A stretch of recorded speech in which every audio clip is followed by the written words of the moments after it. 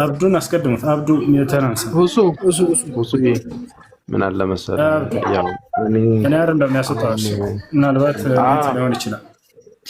ራቅ ስል ነው መሰለህ እንትኑ አስወጥቶ ነው ከቤት ወጣ ብዬ ወርታሽ ሲሄድ ነው።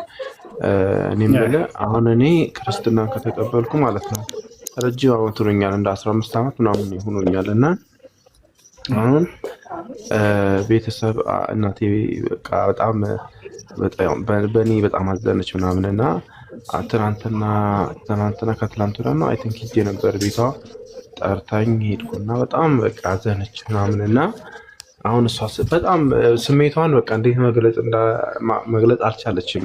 መናገርም ፈርታ አይነት ነገር ነው እና አሳዘነችኝ እና አሁን በእሷ እግዚአብሔር ያዝንብኛል። አሁን እኔ እምነትን የምትቀበለውና ልክ እንዲሁ ደግሞ እምነትን የምትቀይረው ለቤተሰብ ብላችሁ መሆን የለበትም። ደግሞ በቤተሰብ አላህ ሱብሓነሁ ወተዓላ አንተ ላይ ግን አንተ ከእስልምና እንድትወጣ እንዲሁም ደግሞ ክርስትናን እንድትቀበል ያደረገህ ነገር ምንድን ነው? አብዱ እስኪ ንገረኝ። አንተ ከትብና ይሄ ነገር አልተመቸኝም የምትለው ነገር ካለ ወይንም በእስልምና ላይ የሌለ ክርስትና ላይ እንዲህ የሚመች ነገር አገኘሁኝ የምትለው ነገር ምን ነበር?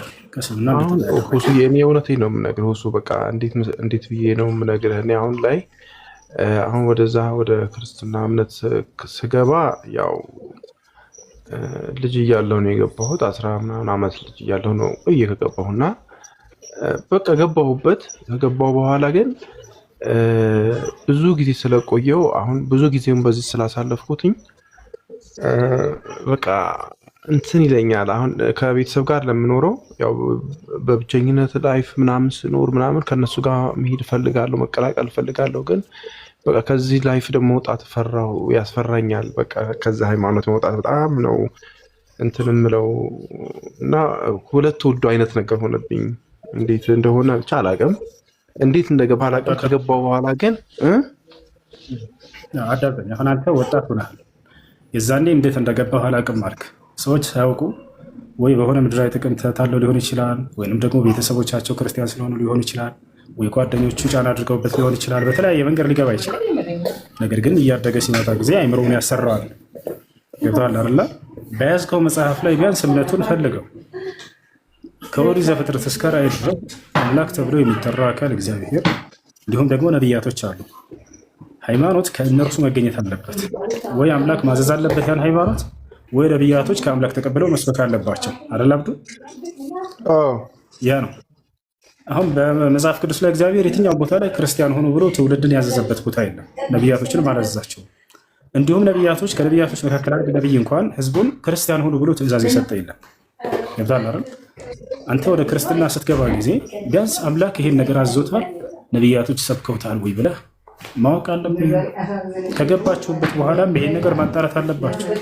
ምናልባት ክርስቲያን የሆናቸውም ሰዎች ካላችሁ እስኪ እምነቴን እግዚአብሔር አዘውኛል ወይ ነቢያቶች አዘውኛል ወይ ብላችሁ ፈልጉት። የትኛውን ቦታ ላይ እግዚአብሔር ክርስቲያን ሆኖ ብሎ ነቢያቶችን አዞ አያውቅም። ወይንም ክርስትና ትክክለኛ ሃይማኖት ነውና እርሱን የደነገኩላችሁ ተከተሉ አላለም። በኢስላም ላይ ግን ስትመጡ አላህ ስብሐነሁ ወተዓላ ራሱ ኢስላምን እንደደነገገው ይነግረናል። ነቢያቶችን ደንግጎ እንደሰጣቸው ይናገራል። ነቢያቶችም ሙስሊሞች ሆኑ ብለው ትውልዶቻቸው እንደሰበኩ እናገኛለን። ማስረጃ አላህ ስብሐነሁ ወተዓላ በሱራ አሊ ዕምራን ምዕራፍ 3 ቁጥር 19 ላይ ኢነ ዲነ ዒንደላሂ ልኢስላም ይላል። ከእኔ ከአምላካችሁ ከአላህ ዘንድ ትክክለኛው ሃይማኖት እስልምና ሃይማኖት ነው እያለ ይናገራል። መጽሐፍ ቅዱስ ላይ ይህን ታገኛላችሁ ወይ? አታገኙም። እግዚአብሔር የትኛውም ስፍራ ላይ ትክክለኛው ሃይማኖት ከእኔ ዘንድ ክርስትና ሃይማኖት ነው ብሎ የተናገረበት ቦታ የለም። ልክ እንዲሁ በቁርአን ላይ ለነቢያቶች እንዳዘዛቸው የደነገገላቸው ሃይማኖት ለነቢያቶች እስልምና እንደሆነ ይናገራል። በሱራ ሹራ ላይ ሁለተኛው ገጽ ላይ ሸረዐ ለኩም ሚነ ዲን ማ ወሳ ቢሂ ኑሐን ወለዚ አውሐይና ኢለይከ ወማ ወሰይና ቢሂ ኢብራሂመ ወሙሳ ወዒሳ ይላል። እነሆ ይህን እስልምናን ሃይማኖት እኔ ደነገግኩላችሁ ይላል። ደንጋጅባቸው የነበረውን ሃይማኖት ራሱን እያለ ይናገራል። ስለዚህ ለዚህ የነቢያቶች ሃይማኖት ነው። አምላክ ራሱ ነው ለነቢያቶች አንድ ደንግጎ የሰጣቸው። ይሄን ታገኛለህ። እሺ ሙስሊም ለሆነ ሰው ታዲያ ምን ያዘጋጅቶለታል? አምላክ አላህ ምን ቃል ገብቶለታል? ምን ተስፋ ሰጥቶታል? መቼም ትክክለኛ ህይወት ማለት ምድራዊ ህይወት እንዳልሆነ ሁላችን በሞት የሚቋረጥ ነው። ነገር ግን ትክክለኛ ህይወት ማለት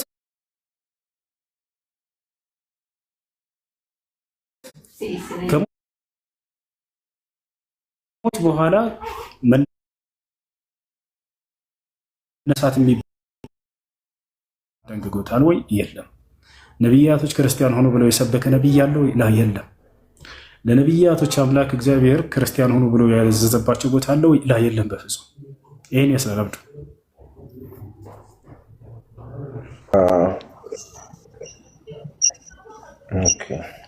ሰላም አለይኩም። እሱ አንድ ሚኒት አድርገው። ታሪክ ሰላም። እሺ አብዱ፣ እኔ የምልህ ወደ ዲንህ ተመለስ። መቼ እንደምንሞት አናውቅም። ሳላውቅ ገብቼበታለሁኝ፣ አሁን መውጣት ከበደኝ ነው ያልከው።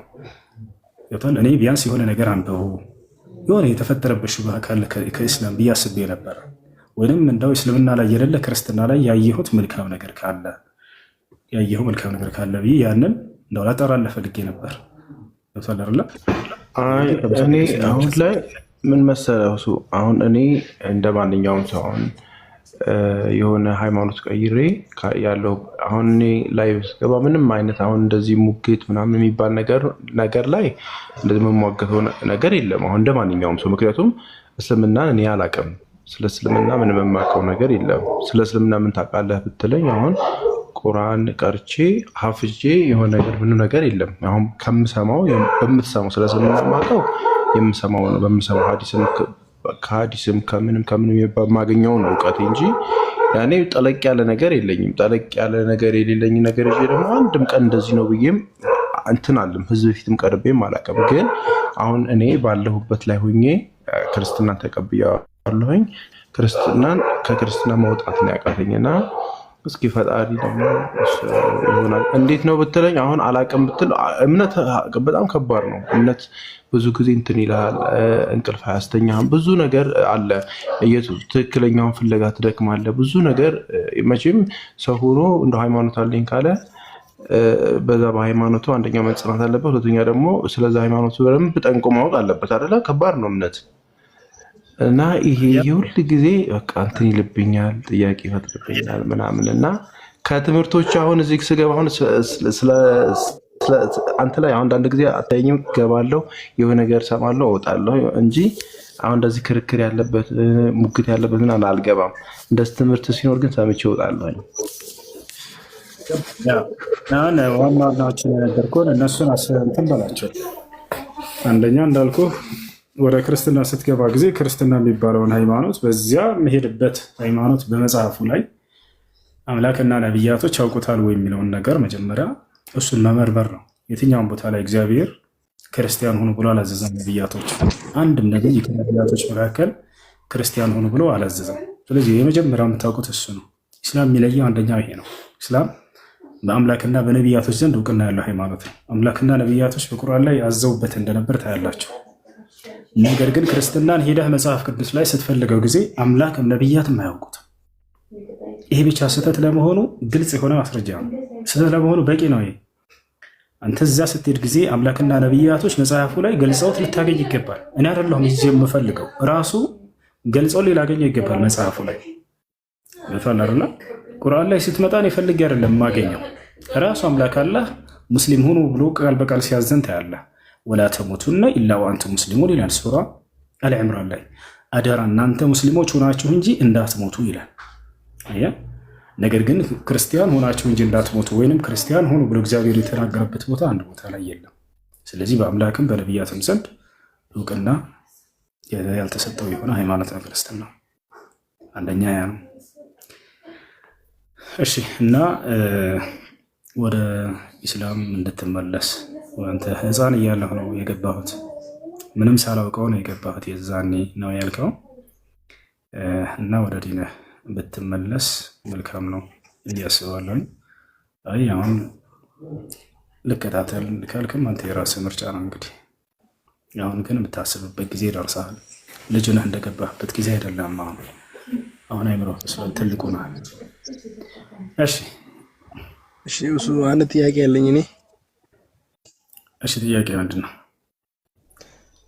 በኢስላም የአንገት ሐብል ምናምን እሺ ስጠይቅ አንድ ሰው በኢስላም የአንገት ሐብል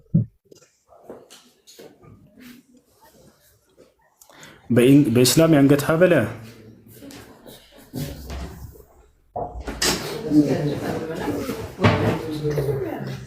አይሰማም? ይሰማል እሱ። እሺ በኢስላም የአንገት ሐብል ይፈቀዳል አይፈቀድም ነው? ለወንዶች አይቻልም፣ ለሴቶች ይቻላል። ነቢያችን ሰለላሁ ዐለይሂ ወሰለም በጣታቸው ላይ ብቻ ነበር ቀለበት ሲለብስ የነበረው። የብር ቀለበት ይለብሳሉ፣ ሌላ የለም። እሺ የክርስቲያኖቹ ሰላም አለይኩም። ወአለይኩም ሰላም። እኔም አንድ ጥያቄ ነው ያለኝ። ምንድነው ጥያቄው? ባልና ሚስት ሆነው ቆይተው እና በአጋጣሚ ሆነ ነገር መቼም ትጋጫለህ እንትን ላይ ትዳር ውስጥ ላይ ሆኖ እና ልጁ ማለት ባልየው ማለት ነው ምንም ስለ ፍቺው ስለሚባለው ነገር ምናምን ምንም እውቀቱም የለውም አያውቅም። እና ዝም ብሎ ብቻ ሲጣሉ ምናምን ሶስቱን ፈትቼሻለሁ አላት። እና ከዛ በኋላ ላይ ይሄ እኮ እንደዚህ ነው ብለው ቤተሰቦቿ ደግሞ ወሰዷት። እና እሱ ደግሞ እኔ አፉ በሉኝ እኔ አላቅም፣ አንደኛ አላቀውም፣ ዝም ብዬ ነው እንደዚህ ያልኩኝ ምናምን አለ። በቃ ብዙ ነገር ቢል ያለው ገመድ አይደለም እየፈታ ያለው ይሄን አያውቅም አይባልም። ሰው ሚስቱን ፈትቼሻለሁ እያለ ስለመፍታት አላሰብም። ገመድ እየፈታ አይደለም ይሄ ሰው፣ ወይ የተቋጠረ ክር እየፈታ አይደለም። ኒካህ ሚስቱን እየፈታ እንደሆነ በደንብ አድርጋ ያውቃል። ግን ሶስቱ ይወርዳል አይወርድም ከሆነ ጥያቄው፣ እሺ ሶስቱም አይወርድም፣ አንድ ኒካህ ነው የሚወርደው። በዑለሞች መካከል ሁለት ሀሳብ ቢኖርም በዚህ ጉዳይ ላይ አንድ ኒካህ ነው የሚወርደው። ይወታቸዋል ያ ነው። እና ነቢያችን ሰለላሁ ዐለይሂ ወሰለም በዘመናቸው ተጠይቀው አንድ ሰው መጥቶ ሚስቴን በአንድ ቀን 3 ጊዜ ፈትቼ ነበር እና ስንት ኒካህ ነው የሚወርደው ሲላቸው አንድ ኒካህ ብቻ ነው የሚወርደው ብሏል። እሺ መገናኘት እንዴት ነው መገናኘት የሚችሉት? ማለት ይሄ አንድ ኒካህ ነው የወረደው። ስለዚህ 3 ሀይድ ካላየች ረጃዕቱ ብሎ መመለስ ይችላል ሚስቱ። ይሄ መጀመሪያ ከሆነ 3 ሀይድ አይታ ከሆነ ግን እንደ አዲስ ኒካህ በማሰር ነው የሚመላለሱት። 3 ሀይድ አልገባኝም አሁን ያልከኝ። 3 የወር አበባ 3 የወር ከፈታት በኋላ ይሄ ሰው 3 ጊዜ ፈትቼሻለሁ ካላት በኋላ 3 የወር አበባ በተከታታይ እስክታይ ድረስ ባለው ጊዜ የመመለስ እድል አለው። ስለዚህ የዛኔ ረጃዕቱ ወይንም መልሻለሁ ብሎ ይመልሳታል። ነገር ግን 3 ሀይድ አይታ ጨርሳለች። 3 ወር ማለት ነው። በ3 ወር ውስጥ ነው፣ በወራት ሳይሆን በሀይድ በወራት እንድትቆጥር የተደነገገው ደግሞ ሀይድ ማየት ያቋረጠች ትልቅ ሴት እና ሀይድ ማየት ያልጀመረች ሴት አግብታ ብትፈታ ነው። አላህ በቁርአን ላይ ሲናገር ወላኢ የኢስነ ሚነል መሒድ ሚን ኒሳኢኩም ኢን ኢርተብቱም ፈዒደቱሁነ 3 አሽሁር ወላኢ ለም የሒድን እያለ ይናገራል። እነዚህ ሀይድ ከማየት ከእናንተ ከሴቶች ተስፋ የቆረጡ ወይም እድሜያቸው ያለፈባቸው ሴቶች እንዲሁም ሀይድ ማየት ያልጀመረ ሴቶች ቢፈቱ በራሳቸው ላይ 3 ወርን ይጠብቃሉ አለ። ሀይድ በማየት ላይ ያለች ወጣት ሴት ከሆነች ግን በ3 ሀይድ ነው የምትቆጥረው። አላህ ይህን በሱረቱል በቀራ ላይ ሲናገር ወልሙጠለቃቱ የተረበስነ ቢአንፉሲሂነ 3 ቁሩእ ይላል። 3 ያኒ ሐውት በሀይድ በማየት ላይ ያሉ ወጣት ሴቶች ቢፈቱ በራሳቸው ላይ 3 ሀይድን ይጠብቃሉ ብሏል። ስለዚህ 3 ሀይድ አይታ ካልጨረሰች አሁን ይህን ቃል ከተናገርካት በኋላ 3 ሀይድ አይታ ካልጨረሰች ረጃዕቱ ብለህ መመለስ ትችላለህ። መልሼሻለሁ። 3 ሀይድ አይታ ጨርሳ ከሆነ ደግሞ እንደ አዲስ ኒካህ በማሰር ትመልሳለህ። ያ የወረደው ኒካህ እንደወረደ ይቆጠራል። ነስር ጾም ያጠፋል ወይ? አያጠፋም። ጥቂት ነስር ከሆነ ጾምን አያጠፋም። በጣም ብዙ ከሆነ እና ሰውነትህን የሚጎዳ ያክል ደም ወጥቶ ከሆነ የዛኔ ይጠፋል። ሰላም አለይኩም። ሰላም ረሕመት። እኔ ጥያቄ ነበረኝ። መካ ነበር የምኖረው ሳዑዲ ውስጥ ማለት ነው እና ከዛ ወደ ጅዳ ምናምን መጣ ማለት በስራ ምክንያት ነው ሳውዲ ምናምን እና ጅዳ ነው ያለሁት አሁን እና ኡምራ ለማድረግ ይቻላል ማለት ከሰዎች ጋር ማለት ነው። ከመካ እስከ ጅዳ ድረስ ከ80 ኪሎ ሜትር በታች ነው። ከ80 ኪሎ ሜትር በታች እስከሆነ ድረስ ችግር የለም። እሺ። እና ደግሞ ሌላ ጥያቄ ሀጅ አድርጌ ነበርና ማለት ብቻዬን ነበር ሀጅ ያደረኩት እዛው እየሰራሁ ምናምን ማለት ነው ተቀጥሬና እሱ ይቻላል ማለት ከ2 ዓመት ይቻላል። መካ ላይ እስከሆናቸው ድረስ ያላችሁት ወይም ከመካ እስካላችሁበት ቦታ ድረስ ከ80 ኪሎ ሜትር ርቀት በታች ላይ ከሆናችሁ ትችላላችሁ። ከ80 ኪሎ ሜትር በላይ ርቀት ላይ ከሆነ ግን መሕረም ያስፈልጋቸዋል። ነቢያችን ሰለላሁ ዐለይሂ ወሰለም ሐዲስ ላይ ሲናገሩ ላ ቱሳፊር አልመርአ ቱእሚኑ ቢላሂ ወልየውም አልአኺር መሲረተ የውም ዐ ለይለቲህ ኢላ መዐ ዚ መሕረም አሉ። በአላህና በመጨረሻው ቀን የምታምን ሙስሊም የሆነች ሴት አንድ ቀን ከነሌሊቱ ወይም 80 ኪሎ ሜትር እና ከዚያ በላይ ርቀት ያለውን መንገድ ያለ ዘመድ ብቻዋን ልትጓዝ አይገባም ብለው ተናግረዋል። መካ ላይ ከሆናችሁ ግን አላቸው ወይም ከመካ እስካላችሁበት ድረስ 80 ኪሎ ሜትር ርቀት ላይ ብቻ ከሆነ የዛኔ ሐጅን ዑምራን ብታደርጉ ችግር የለም። አይ እና እኔ ጀመረት ላይ ማለት ነው በ3 ቀን የተለያየ ጠጠር ነበር የሚወረወረው። 3 እንትን ላይ 3 ነበር የሚባለው ሸይጣኖች ላይ እና 3 ቦታ ላይ ነበርና እኔ ያው ብዙ አላውቅም ነበርና 2 ቀን አንዱ እንትን ላይ ሀጀር ላይ ብቻ ነበር የጣልኩት ማለት ነው። እና ያኔ ብዙም እውቀቱ አልነበረኝም ስለ ሀጅ ምናምንና አሁን እኔ ምን አለብኝ እሱን ስህተት ስለሰራው ሀጅ ላይ። እሺ በሐጅና በዑምራ ላይ የሆነ ተግባር ላይ ተሳስቶ ያንን ሳይፈጽም የቀረሰው ወደዛ ሄደው ያንን ነገር መፈጸም እንደገና ከጀመረበት ያን ማድረግ ካልቻለ ደግሞ ሀዲይ ማድረግ አንድ ፍየል አርዶ ለምስኪኖች ለድሃዎች ሰደቃ ማብላት። አይ እሺ ጀዛከላሁ ኸይር ሳምስክ እሱ የመጨረሻ አንድ ጥያቄ ያለችኝ። እሺ በጾም ወንድም ፈጠን በል። እሺ የተጫዋች ማሊያ ለብሶ ሶላት መስገድ ይቻላል ወይ ይላል። የማንቸስተር ዩናይትድ ከሆነ ችግር የለውም። እሺ የማንኛውም ተጫዋች ሊሆን ይችላል። ብቻ ግን የሰው ምስል ካለው ወይም የእንስሳት ወይም የአዕዋፋቶች ዘዋቱል አርዋህ የነሱ ካለው መክሩህ ነው፣ የተጠላ ነው። ልክ እንዲሁ ደግሞ ከኋላ ጽሁፍ ያለበት ከሆነ ሊሆን ይችላል። የማን ነው? ያ መክሩህ ነው። ለምን ከተባለ የተጠላ ነው። ከኋላ ያለ ሰው እንዳይወሰወስ ሲባል ማለት ነው። ያን እያየ ያንተን ስም እያነበበ ቢሰግድ ይሄ የተጠላ ነው። ነቢያችን ሰለላሁ ዐለይሂ ወሰለም ከኢትዮጵያ ወይም ከሀበሻ በመጣላቸው ልብስ መጋረጃ ነበር ቤታቸው ውስጥና በዚያ ተጋርዶ ፊት ለፊታቸው ተቀምጦ ነበር ቤታቸው ውስጥ እየሰገዱ እያለ ያንን በአጋጣሚ አይተው ነበር። የፈረስ ምናምን ምስል ያለው ማለት ነው መጋረጃ። ወዲያው ሰግደው እንደጨረሱ ሚስቶቻቸውን ይሄንን እዚሉ ሀዛ ዐኒ ፈኢነሃ ቀድ አልሀትኒ ዐን ሶላቲ ያሉ፣ ይህን ከዚህ ከፊት ያስወግዱልኝ ከሶላቴ ላዘናጋኝ ቀርቦ ነበርና ብለው ተናገሩ። ስለዚህ ያንን ማስወገድ አለባችሁ ማለት ነው። አይሽ የተጠላ ነው። ቀጥሉ ልጆች። በጾም ሴት ልጅ መጨበጥ እንዴት ምን አልከኝ? በጾም በረመዳን ሴት ልጅን መጨበጥ ይቻላል እንዴ? ሚስትህ ነች? አትጠይቁም? ሚስትህ ነው? ቶሎ በለው እንደ ሚስትህ አይደለም። ከጾም ውጭ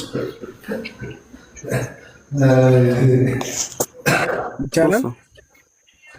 ያ አኺ አይቻልም። ነቢያችን ሰለላሁ ዐለይሂ ወሰለም እኔ ላ ኡሳሂቡ ኒሳእ አሉ፣ እኔ ባል ሴትን አልጨብጥም አሉ።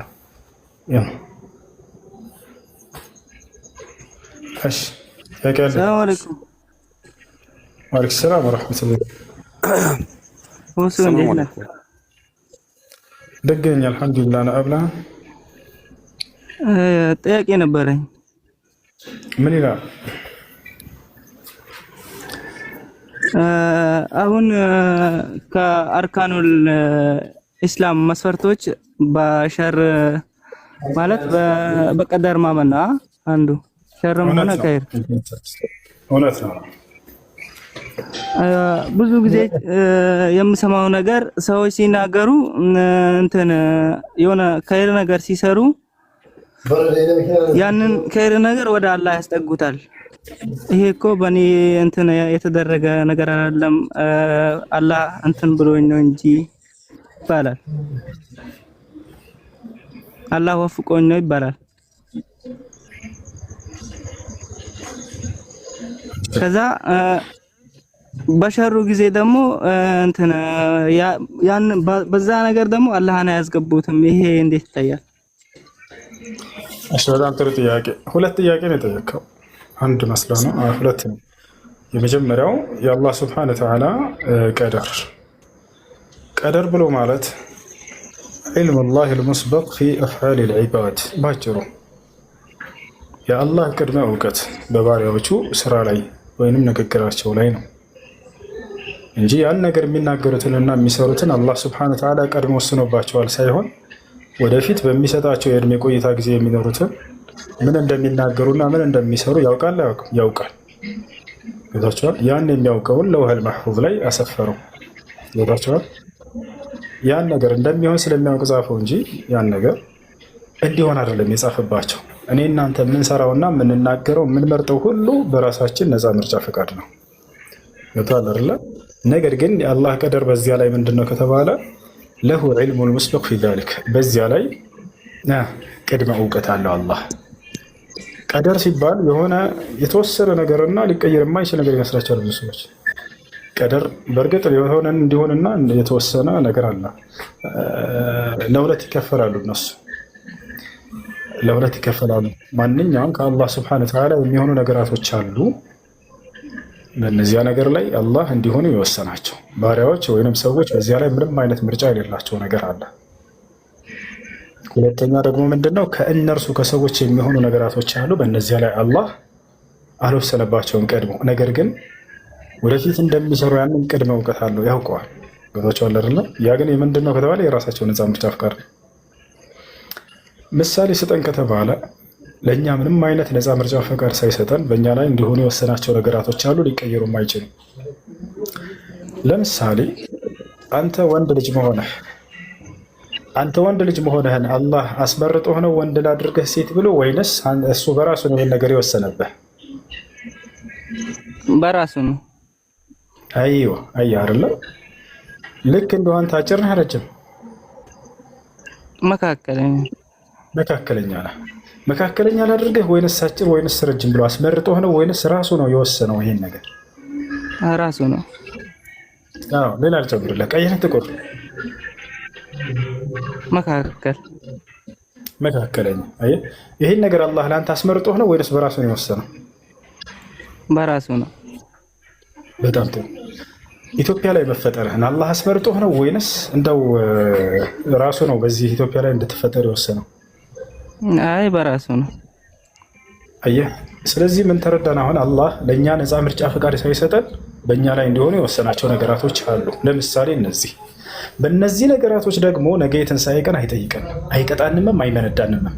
ወንድ ስለሆንክ ብሎ አላህ ሱብሓነሁ ወተዓላ ለምን ወንድ ሆነ ተፈጠርክ ብሎ የትንሣኤ ቀን ይጠይቃል? አይጠይቀኝም። በስራ በእነዚህ ነገራቶች ለምን ቀይ ሆንክ ብሎ ይጠይቃል? ለምን አጭር ሆንክ ብሎ ይጠይቃል? በዚህ አይመነዳም። በዚህ አላህ ሱብሓነሁ ወተዓላ ማንንም አይለካም። ይሄ ያለው የት ነው ከተባለ እንደ ክርስትና ከሄድን ሰዎች አጭር በመሆናቸው የእግዚአብሔርን መቅደስ እንዳይገቡ ተብሏል። እርኩስ ናቸው ያረክሳሉ እነዚህ ተብለዋል። አጭር የሆነን ሰው ማን ነው ግን በዚህ ሁኔታ የፈጠረው ከተባለ ራሱ አምላክ ፈጥሮት ራሱ አጭሮች እንዳይገቡ ወደ መቅደስ ያረክሳሉና ብሎ ተናግሯል። አጭሮች አይናቸው መጭማጫ የሆኑ አፍንጫ ደፍጣጣ፣ ጎባጣ፣ እከካም፣ ቋቁቻሞች እንዳይገቡ ብሏል እግዚአብሔር ራሱ ፈጥሯቸው በዚህ ሁኔታ።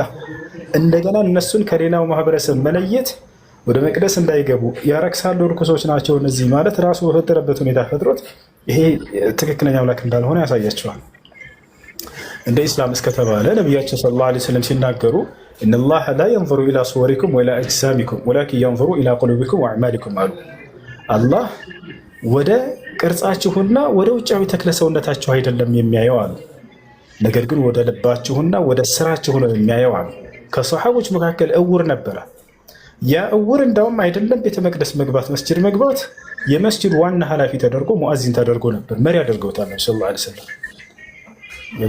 ያ ሰው በክርስትና ቢሆን ምንም አይነት ቤተ መቅደስ እንዳይገባ ያረክሳል ይሄ ሰው ተብሏል። ይሄ ሰው ያረክሳል። ነገር ግን የነቢ ሰለላሁ ዐለይሂ ወሰለም አንደኛው ሙአዚን አዛን እንዲያደርግ በቤተ መቅደስ ወይም በመስጅድ ውስጥ ዋና መሪ እንዲሆን ያደረጉት ምንድን ነው? ማየት የማይችልን ሰው ነው። አብዱላህ ብን ኡሚ መክቱም ይባላል። ማየት አይችልም። ሌላኛው ሶሓባ ማነው? ቢላል ብን ረባህ ባሪያ ነው። ጥቁር ነው። ሀበሻዊ ነው። ኢትዮጵያዊ ነው። የተናቀ ነበር በህዝቦቹ መካከል። ግን ነቢዩ ሰለላሁ ዐለይሂ ወሰለም የቤተ መቅደስ ወይም የመስጅድ ኃላፊ መሪ አድርገውታል። ያ ቢላል ሙሩ ቢላለን ፈልዩአዚን ቢናስ ፈኢነሁ ዐንደ ሰውተን አሉ። አቤት። እሺ አንድ ጥያቄ አለኝ፣ መቀጠል እችላለሁ?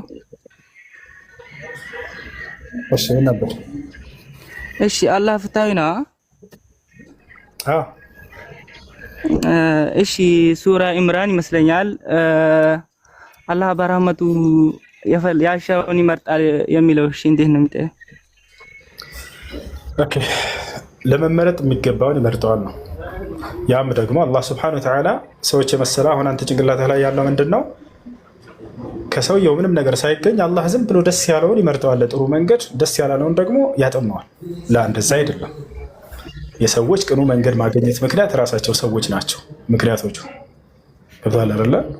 አላህ በቁርአን ላይ ሲናገር ምን ይላል? ወለዚነ ጃሀዱ ፊና ለነህዲየነሁም ሱቡለና አለ። እነዚያ የእኔን መንገድ ለማግኘት የታገሉ ሰዎችን እኔ መንገዴን እመራቸዋለሁኝ አለ። ማንን ነው የሚመራው? የእርሱን ቅኑ መንገድ ለማግኘት ጥረት ያደረጉ ሰዎችን። አየህ፣ ከእነርሱ ነው ምክንያቱ፣ ሰበቡ መጀመሪያ የሚገኘው። እሺ የሚጠሙት እስከተባለ እነዚያም ሰዎች ራሳቸው ጥመትን ወደውና ፈቅደው የሄዱ ሰዎች ናቸው። አላህ በቁርአን ላይ ምን ይላል? ፈለማ ዛጉ አዛገ ላሁ ቁሉበሁም ይላል። በጠመሙም ጊዜ በራሳቸው ጊዜ አላህም ልቦናቸውን አጠመሙ እያለ ይናገራል። የማለት ቅሉን መንገድ እንዳያገኙ የሆኑት ራሳቸው ጥመትን በመምረጣቸው ነው እያለ ነው። አላህ አጠመማቸው ሲል አላህ አጥማሚ ሆኖ አይደለም። እሺ መንገድ ጀዛከላህ። ሰላም አለይኩም። ወአለይኩም ሰላም። አንድ ጥያቄ ነበረኝና ተራዊ ሰላት ላይ ሁለት ኡስታዞች ነው የሚያሰግዱት፣ ግን ሰዎች መሀል ላይ አንደኛው ኡስታዝ ሲያሰግዶ ሳይጨርሱ እኮ መሀል ላይ አቋርጠው ይወጣሉ። ይሄ እንዴት ይታያል? ግዴታ አይደለም ተራዊ ሰላት መጨረስ። ስለዚህ የቻሉትን ያክል ሰግደው መውጣት ይችላሉ። በላጩ ግን ሁሉንም ጨርሰው ቢወጡ ነው። ነቢያችን ሰለላሁ ዐለይሂ ወሰለም መን ቃመ መዐል ኢማም ኩቲበ ለሁ አጅሩ ላይ ይላሉ። ከኢማሙ ጋር ሙሉ በሙሉ ቆሞ የሰገደ ሰው የጨረሰ ሰው የሌሊቱን ሙሉ ሶላት ምንዳ ይጻፍለታል ብሎ ተናግረዋል። ይሄ ነው። ግን ያ ሰው አልጨረሰም ካለ አይገድም። አብዛኛው እኮ ትቶ ይወጣል እኮ በቃ አንድ ኡስታዝ ሳይጨርስ በቃ አብዛኛው ችግር የለም። እሺ ቅድም እኮ ነው ሱቅ ሄጄ ነበረና ቅድም ሱቅ ሄጄ ንቃብ ሰት ኮሌጅ ልጇን እያጠበች እንትን ንቃብ እንትን አላረገችም። ድንገት አይቼ በቃ ደነገጥኳት። እሷም ደንግጣ እንትን ወዳው እንትን ንቃብ አረገችኝና ይሄ ነገር እንዴት ይታያል? ምንም ወንጀል የለባቸው። ነቢያችን ሰለላሁ ዐለይሂ ወሰለም ኢነማ ለከ አነظረተ ልኡላ አሉ። ለአንተ ያለህ አንድ እይታ ብቻ ነው አሉ። ያ ማለት በአጋጣሚ ብታዩ እንደ ወንጀል አይቆጠርባችሁም። እንዳየ ግን ሰውየው ወዲያው አስከትሎ ትኩር ብሎ ካያትና ካየችው የዛኔ ነው ኃጢአት የሚሆነው። ነገር ግን ሳያስበው ሰውየው በአጋጣሚ መንገድ ላይ ያለፈ ዘወር ሲል ተገልጣያት ሴትየዋ ወደ አይኑ መስበር አለበት ነው።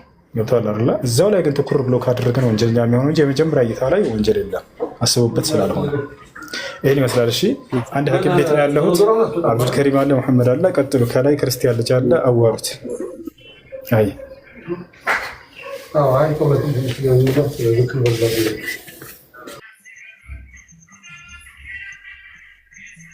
ሰላም አለይኩም። መሐመድ ቢቀጥል። አብዱ ስራ ቦታ ነኝ። ኢንሻአላህ ትንሽ ቀጥልና ጀምራለሁ በኋላ።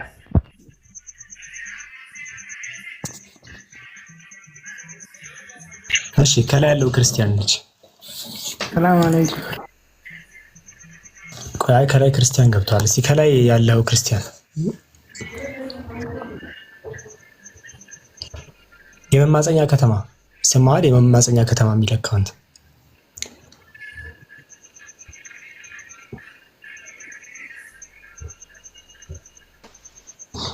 እሺ ክርስቲያን ካላ ለመጠየቅ ነው የመጣሁት። ይቅርታ። እሺ እሺ ጥያቄ ምን ነበረ መሰላችሁ?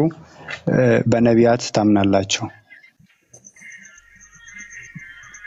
አዎ ነቢያት ከአምላክ ተልከዋል ብለን እናምናለን። አምላክ መልእክተኞችን በተለያዩ ጊዜያት ልኳል። አምላካችን አላህ በሱረቱል አንቢያም ላይ ስለዚህ ይህን ነቢያትን ደግሞ መጽሐፍ እንደሰጣቸውም ታምናላችሁ? ለነቢያት መመሪያ መጽሐፍ ሰጥቷቸዋል። ምክንያቱም ነቢያት የሚልክበት ምክንያት በራሱ እኮ አምላክ ለህዝቦቹ መልእክትን ለማስተላለፍ እኮ ነው ነቢያትን የሚልከው ሌላ እንጂ ዝም ብሎ ምንም እኮ ሊወክሉት አይደለም የሚልካቸው። የሚልከው መልእክተኞችን ከህዝቦች መካከል የሚያስነሳው መልእክቱን ለማስተላለፍ ነው። በመካከላችሁ ነብይ ቢኖር እኔ በራእይ ወይም በህልም አናግረዋለሁ የሚለውን ቃል አንብበው ታውቃለህ? ኦኬ እሺ፣ እንደዛ ከሆነ ለሙሳና ለኢሳ የተሰጡት ሁለቱ መጽሐፍቶች አሉ። እነሱ ምንድን ናቸው ብለው ናችሁ የምታምኑት? ከዚህ ቀደም ለነቢያት ለነሱ ብቻ ሳይሆን ለቀደሙ ነቢያት በአጠቃላይ አምላክ መልእክቱን ያስተላልፍላቸው ነበር እንጂ እኛ የምንመራባቸው መጽሐፍቶች ናቸው ማለት አይደለም። ለኛ የመጨረሻውን ቁርአን መመሪያ መጽሐፍ ነው የሰጠን። ለኢየሱስ ወንጌልን የሰጠው ለቀደም ለነ ሙሴ ደግሞ ህግን ነው የሰጠው ቶራ ወይም ደግሞ ኦሪት የሚባለው ነው። ለሌሎችም ነቢያት እኮ አሉ። ለየነቢያቱ አምላክ ያናገራቸው የነዛን ሁሉ እኛ አንሰበስብም። ተረዳኸኝ? እኛ አሁን አምላካችን አላህ ለቀደሙ ነቢያት እንዳናገራቸው እና አሁን በዚህ ሰዓት የአምላክ መመሪያ መጽሐፍ ቁርአን ነው ለኛ ይላክልን። ይሄ ነው ፖይንቱ እንጂ እኛ ከአዳም ጊዜ ጀምሮ የነበሩ አካላትን ጽሁፎች እያገላበጥን ነው ማለት አይደለም። አምላክ ከዚህ ቀደም የነበሩ ነቢያትን አናግሯቸዋል ነው። ሲምፕል አዛት። ኦኬ፣ እንደዛ ከሆነ አሁን በክርስትና የሚታመነው ለሙሴ የተሰጠው መጽሐፍን እስከ አዲስ ኪዳን አልፎ እስካሁን ድረስ እኛ ጋር እናነባዋለን። በተግባርም የተፈጸመ መጽሐፍ በቃ እሱን እንደዛ እንደምታምኑ እናውቃለን በነገራችን ላይ። ነገር ግን ወደ እውነታው ወደ ፋክቱ አንዴ ይቅርታ ቆይ እሱን ታምናላችሁ። ነገር ግን ኦሪትን አሁን ሙሴ ጽፎታል ብለህ የምታምነው አሁን ተያዝከው መጽሐፍ ኦሪት የተባለውን? አዎ በደንብ አምናለሁ። እሺ መረጃ እስቲ ስጠኝ። አሁን እዛው ኦሪት ውስጡ ላይ ተናጋሪው ማን እንደሆነ ኦሪት ላይ ተናጋሪው ሙሴ ነው ካልክ እስቲ ማን ነው የሚናገረው? እስቲ መረጃ አስጠነዛ ከኦሪት ውስጥ ማሳየት ትችላለህ ማን እንደሚናገር? ምክንያቱም ስለ ሙሴና ለሙሴ የተሰጠ በህጉ ለሙሴ የተሰጠ የሙሴ መጽሐፍ አምስቱ እዛ ከውስጡ ላይ አሳየን መረጃ።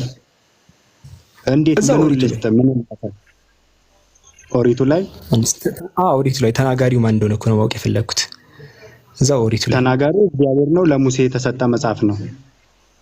ሙሴ ሞተ ምናምን እያለ የሚያወራው እሱ ነው። ማን ነው የሚያወራው? ለምሳሌ ሙሴ ሞተ እያለ እኮ ይናገራል። ሙሴ ሞተ፣ መቃብሩን እስከዛሬ ድረስ አላገኙትም፣ ሙሴ ትሁት ሰው ነበረ እያለ የሆነ ሰው ስለ ሙሴ ነው የሚተርከው። ቆይ ላሳይህ እኮ ምናልባት ሰላታው ስለምጭ ቆይ ላሳይህ ማን እንደሆነ ልንገርህ እሱ ማን እንደሆነ በመረጃ ነው የምትነግረኝ። በመረጃ ነው፣ ችግር የለውም። ኢያሱ የሚባል የእሱ ተማሪ አለ፣ የእሱ ተተኪ ነው ማለት ነው። ምንድነው መረጃው? አሁን መረጃው ዝም ብሎ እኮ የከሌ ጽፎታል ማለት አይደለም። መረጃ ያስፈልጋል እንዴ? ዝም ብለህ አሁን ገና ከኦሪቱ ላይ ተናጋሪው ራሱ ሙሴ ነው ለሚለው እኮ ምንም እያንዳንዱ ቦታ ላይ የሆነ አካል ነው የሚናገረው። ይህ ሁሉ እያንዳንዱ ቦታ ላይ ከፈለግከው ላሳይች ከዘፍጥረት ከዘጸአትም የሆነ ሰው ነው ስለነ ሙሴ የሚያወራው። ታሪክን ነው የሚያወራው። ሙሴ እንደዚህ ያለ እያለ ታሪክን ነው የሚነግረን። ኢያሱንም ሲጀመር ይተርከዋል። ኢያሱ ነው ሁላ ብትል ኢያሱን ሁላ ይተርከዋል መጽሐፉ እዛው ኦሪት ላይ ራሱ ኢያሱንም ሙሴንም ይተርካቸዋል አንድ ላይ ሁለቱንም ማለት ነው። ስለዚህ ለሙሴ የተሰጠውን መጽሐፍ እናንተ ታምናላችሁ አይደል? የለ አሁን አለ የሚለው ሰው እኮ እያወራ ነው። አሁን እናንተ ራሱ አለ ብላችሁ መቀበላችሁ ስህተት ነው እያልኩ ነው። አሁን መረጃ የለውም የሚያወራው ሌላ አካል ነው። ሙሴ ሁላ አይደለም የሚያወራው እዛ ክፍል ላይ እያልኩ ነው እኮ። አሁን እየጠየቅኩ ያለውን ተረዳኝ። ለሙሴ የተሰጠውን መጽሐፍ ታምንበታለህ አይደል? ይሄ ላይ አታስቀይር፣ ጥያቄ አታስቀይር። እኔ መረጃውን እኮ ስለማሳይ ነው ግልጽ እየሆነ እንዲሄድ አሳየኝ እኮ። መጀመሪያ እመንበት። አንተ ለሙሴ መጽሐፍ ተሰጥቷል ብለህ ታምናለህ? አንዴ ታሳየኛለህ። ይቅርታ ጋር ሐሳቡ እንዳይቀየርብን ታሳየናለህ። ሙሴ እንደጻፈ ብለን አይደል? ለሁለቱ ለኢየሱስ ወንጌል ታሳየናለህ። አንዴ ከይቅርታ ጋር ታሳየናለህ መረጃውን የኦሪትን እዛ ጋር መረጃውን ለሰጣለሁ ስላልከኝ ስጠኝ። ሙሴ ኦሪዮንትና ለጠይቀህ ነው የገባሁት። ከጠየኩ በኋላ ሹር አድርግልኝና አሳይሃለሁ እኔ። ኦኬ ታሳየኛለህ። እንደዚህ በቆየኝ የለማ በኋላ እንዲህ በሞራል ብቻ ወይ ደግሞ ዝም ጥያቄህን ብቻ ትችላለህ። ግን አንዴ ይቅርታ ጥያቄ ብቻ መሆን ትችላለህ። ግን ዲያሎግ እንዲህ ባክ ኤንድ ፎርዝ አድራጊ ከሆንክ ደግሞ እንደዛ አይሆንም። ያለ መረጃ ማውራት አይቻልም። ባክ ኤንድ ፎርዝ ስናደርግ አሁን ኢያሱ ጽፎታል ብለኛል። የመለስክልኝ ትክክል አይደለም ብዬ ላስረዳ። እየመለስክልኝ ነው የምታስረዳኝ? እሺ ይሄው መለስኩልኝ። በዚህ ሰዓት የሙሴ መጽሐፍ ጠቅላላ የለም። ይሄው መለስኩኝ። አስረዳኝ፣ መልስ ስጠኝ። አንተ አለ ማን ነው ሪጀክት ያደረገው ያንን መጽሐፍ? ልታስረዳኝ አይደል? አንተ መረጃ ልሰጠኝ አይደል? አለ ያልከው አሳየኝ። በእኔ እኮ አለ ብያለሁ። በእኔ አለ ብያለሁ እኮ። መረጃ ነው። አለ ያለ ሰው እኮ ማስረጃ ያመጣል። ለምሳሌ እዚህ ዓለም ላይ ሰዎች አሉ ያለ ሰው ማስረጃ ያመጣል። አሉ ያለ ሰው ማስረጃ የተጻፈው መጽሐፍ ለሙሴ የተሰጠው መጽሐፍ የለም ያለ ሰው አንዴ አዳምጥ እባክህን፣ አትከራከር፣ ጭቅጭቅ አታድርገው። የለም ያለ ሰው ከመቼ ጀምሮ ነው ማስረጃ የሚያመጣው? እዚህ ሩም ውስጥ ሰው የለም ካልኩኝ የለም አለ ያለ ሰው ነው ማስረጃ የሚያመጣው። ገባ? ክሌም አፌር የሆነ ስቴትመንቱን ያቀረበ አካል ነው ማስረጃ ያመጣው። ኤከሌ ወንጀለኛ ነው ያለ አካል ወንጀል መሰራቱን ማስረጃ ያቀርባል። ሁሌም የኬዙ ባለቤት ማስረጃ ያቀርባል። ዛሬ ሰው ተገልሏል ካልክ ማስረጃ ታመጣለህ። ገባ? አሁን አንተ አለ ያልከው የሙሴ መጽሐፍ በእጄ ላይ አለ ያልከው አንተ ነህ። ስለዚህ አለ ካልክ በቃ ስለሱ ማስረጃ የምታመጣው አንተ ነህ። ስለዚህ ለዛ ኬዝ አለ የሚለው ሰው ነው ሁሌም ማስረጃ የሚያመጣው። እንደዚህ ተፈጽሟል የድርጊቱ ያንን የሚያምነው አካል ማስረጃ ማምጣት አለበት። ገባህ? አንተ አሁን የከሌ ሰው ገሏል ስትለኝ ማስረጃ አንተ ነህ ማምጣት ያለብህ። የሙሴ ዘመን የዛን ጊዜ የነበረው የሙሴው መጽሐፍ በዚህ ሰዓት አለ ያልከው አንተ ነህ። ስለዚህ ማስረጃውን ትሰጠናል። አሳየን። ምንድነው ማስረጃው? አለ ያልከው ይኸው በግልጽ እኮ አምስቱን መጽሐፍ ለሙሴ የተሰጡትን አምስቱን መጽሐፍ እናምንበታለን አልኩ እኮ። መረጃ እኮ ነው ያጣነው። መጽሐፉ ላይ ሙሴ ጻፈው አይልማ። እዛ ላይ ለሙሴ የተሰጠው መጽሐፍ የሚል የለም እንዴ? እኛ እያየን ያለ ነው እኮ ይሄኛውን ኦሪቱ ላይ ሙሴ እንደጻፈው የሚናገር ነገር የለም ነው ብለህ። ጸሐፊው በነገራችን ላይ መሐመድ ነው ቁርአንን የጻፈው። ኧረ እባክህ ለምሳሌ ዘኍልቍ ምዕራፍ 12 ቁጥር 3 ልክፈትልህ። ቆይ ዘኍልቍ ተናጋሪውን ነው እኮ ያልኩህ። እኔ ስለ ተናጋሪ ነው እየጠየቅኩ ያሉት። አንተ ደግሞ የምታወራው ስለሌላ ነገር ነው። ለምሳሌ ዘኍልቍ 12:3 ላይ እንክፈት። ለምሳሌ ተመልከቱ። ዘኍልቍ ምዕራፍ 12 ቁጥር 3 ላይ ያው ይሄ ሙሴ ጻፈው የምትለው ያልከው መጽሐፍ ላይ ነው። ሙሴም ሙሴ በምድር ላይ ካሉት ሰዎች ሁሉ ይልቅ እጅግ ትሁት ሰው ነበረ። ማንም ያወራው እዚህ ላይ እሺ፣ ማን ነው የሚናገረው? ይሄንን አሁን እየተናገረ ያለው ማን ነው? ለሱ የተሰጠው መጽሐፍ ነው። ሙሴ ትሁት ሰው ነበረ እኮ እያለ እየተረከለ ነው ሰውዬው። ትሁት ሰው ነበረ እያለ መሐመድ ቁርአንን ጽፏል። ወደዛ ለምን ትሄዳለህ? እዚህ መረጃ ሲጠፋ እንደዚህ እዚህ ጋር እያወራን እኮ እዚህ ጋር በቃ አንዴ ይቅርታ። እዚህ ጋር ዘዳግም 34:9 አንብብ። አውጣልክሽ ዘዳግም 34:9 እሺ ምን ይላል? ያው ዘዳግም 34:9 ላይ መመልከት ይችላል። ሌላ ሰው ነው የሚያወራው። ያው የእግዚአብሔር ልጆችን በሞዓብ ሜዳ 30 ቀን አለቀ። ዝም ብለህ ነው ኮሜንት ላይ ያነበብከው። 34:9 ነው እያልኩ ያለው። ተይ 34 አውዱን እያየን ነው። አንዴ ይቅርታ፣ አውዱን እያየን ነው። ያው የእግዚአብሔር ባሪያ ሙሴ እንደ እግዚአብሔር ቃል በሞዓብ ምድር ሞተ አለ። በቤተ ፌጎር ፊት ለፊት በሞዓብ ምድር በሸለቆ ፊት ተቀበረ አለ። እስከ ዛሬ ድረስ መቃብሩ ማንም አላወቅም እያለ ነው። እስከ ዛሬ ድረስ እያለ ሰውየው እየተረከለ ነው። እስከ ዛሬ ድረስ አለ። ሙሴ ከተቀበረ አልፏል። ለምሳሌ እስከ ዛሬ ድረስ መቃብሩን ማንም አላወቅም እያለ ነው። ከዛ ቀጥሎ ሙሴ በሞተ ጊዜ እድሜው ምንድነው 120 ዓመት ነበረ ምናምን እያለ እየተረከ ነው። ማንም የተረከው እዚህ ማንም ያወራው ዘዳግም 34:9 ላይ ወረድ ብለህ አንብበው። ምዕራፍ እኮ ማን ነው እያወራ ያለው? እዚህ ጋር ለምን አትመልስልኝ? ማን ነው እያወራ ያለው? ኢያሱ ወልደ ነዌ ሙሴ እጆቹን ጭኖበት ነበርና እኮ እየተረከልን እኮ እየነገረን እኮ አሁንም ትረካ ነው የሚነገረን። ዘዳግም 34:9 ራስህ አንብበው እስኪ በራስህ አንደበት እኮ እየተረከልን ነው። ቀጠለ እኮ ይኸው የእስራኤል ልጆችን በሞዓብ ሜዳ 30 ቀን ለሙሴ ለምንድን ነው ማታነበው? እኔ ያልኩህ ሌላ መስመር እኮ አልጠየቅኩም። 34:8 ምናምን አልጠየቅኩም። 9ን አንብበው እስኪ። እሺ ተረጋጋ። አንድ እያነበብኩኝ ነው። አንዴ ተረጋጋ። ለከይቅርታ ጋር ከ9 በፊት 7 8 የሚባሉ ቁጥሮች አሉ። ትምህርት ቤት ከተማርክ ማለት ነው። አንድ ካልክ በኋላ 2 3 እየተባለ ለመረዳት እኮ በነገራችን ላይ አታገኘውም። አረ ከቁጥር 9 ላይ ይኸው አንብብ እስቲ። ይኸው ከፈትኩ ቁጥር 9 እኔ 7 4 5 6ን በነገራችን ላይ በአውድ ነው መጽሐፍ የሚነበበው። እሺ ከይቅርታ ጋር ምናልባት ካልነገሩ የሆነ ምዕራፍ ሲከፈት በአውድ ነው የሚነበበው። ተዘለው 9 ቁጥር አይገባም። እኔ እንደዛ ነው አውዱን እንድታገኝ ነው። ምናልባት አውዱ ሲነበብ መጽሐፍ ይሄው ቁጥር 9 ይሄው ቁጥር 9 እኮ እኔ አንዴ የሆነ ቦታ ይዘኝ ስትሄድ ለምሳሌ እንደዚህ ምዕራፍ ቁጥር 9 አንብብ ስትለኝ እኔ አውድ ማንበብ የለብኝም? መጽሐፍ እኮ በአውድ ነው የሚነበበው፣ ኮንቴክስት ይነበባል። ዝም ብለህ የላኩ ቦታ እኮ ግዴታ ማንበብ አለበት። ከዛን ይሄው ቁጥር 9 ጨረስኩኝ እኮ አንዴ። አሁን ወከባ አትፍጠር፣ በቃ አንብብ። ይሄው ቁጥር 9 ለምን ታዋክባለህ? ይሄው ቁጥር 9 ላይ ቀጥል። እሺ አወከባ አያስፈልግም። ምን ይላል? አንብብ። እሺ እኮ አንተ አይደል ያስመጣኝ? አንብበው። ይኸው የተለየ ነገር እንዳገኘህ ነገር የሚመስለው። እሺ አንብበው። ኢያሱ ወልደ ነዌ ሙሴ እጆቹን ጭኖበት ነበርና ይላል፣ የጥበብ መንፈስ ተሞላበት፣ የእስራኤል ልጆች ታዘዙት። ማን ነው ስለዚህ የቀጠለው ማለት ነው? ሙሴን ማን ነው የሚያወራው? እኮ ማን ነው እያወራ ያለው? ይሄን እያወራ ያለው ማለት ሙሴ እንደዚህ ያደረገ እያለ የሚነግረን ማን ነው? ኢያሱ አልኩህ እኮ።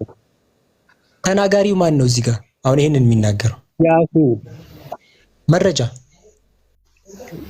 ዘዳግም 34:9 እያልኩህ እኮ ነው። ይሄን ራሱ አንብበው ተረዳው። ይሄንን እያወራ ያለው ማን ነው እኮ ነው ጥያቄ።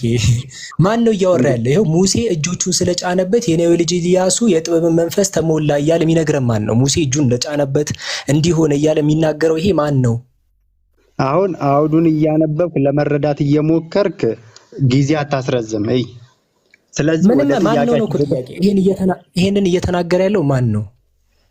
የተረዳክ ይመስለኛል። ወደ ቶፒኩ እንመለስና ማለት ነው። ጥያቄ ጠየቁ። ምን መረጃ እየተጠየቀ ነው? ይሄው እዚህ ጋር ይሄው እያሰዳን አይደለም። ወደ ኋላ አትመለስ። ማን ነው ይሄንን አሁን የከፈትከው? ቁጥር 9 ላይ ሙሴም እጆቹን ጫነበት እያለ ታሪክ እየነገረን እኮ ሙሴ እንደዚያ ጫነ እንደዚህ ያደረገ እያለ ማን ነው የሚያወራው? ይሄንን እየተናገረ ያለው ማን ነው?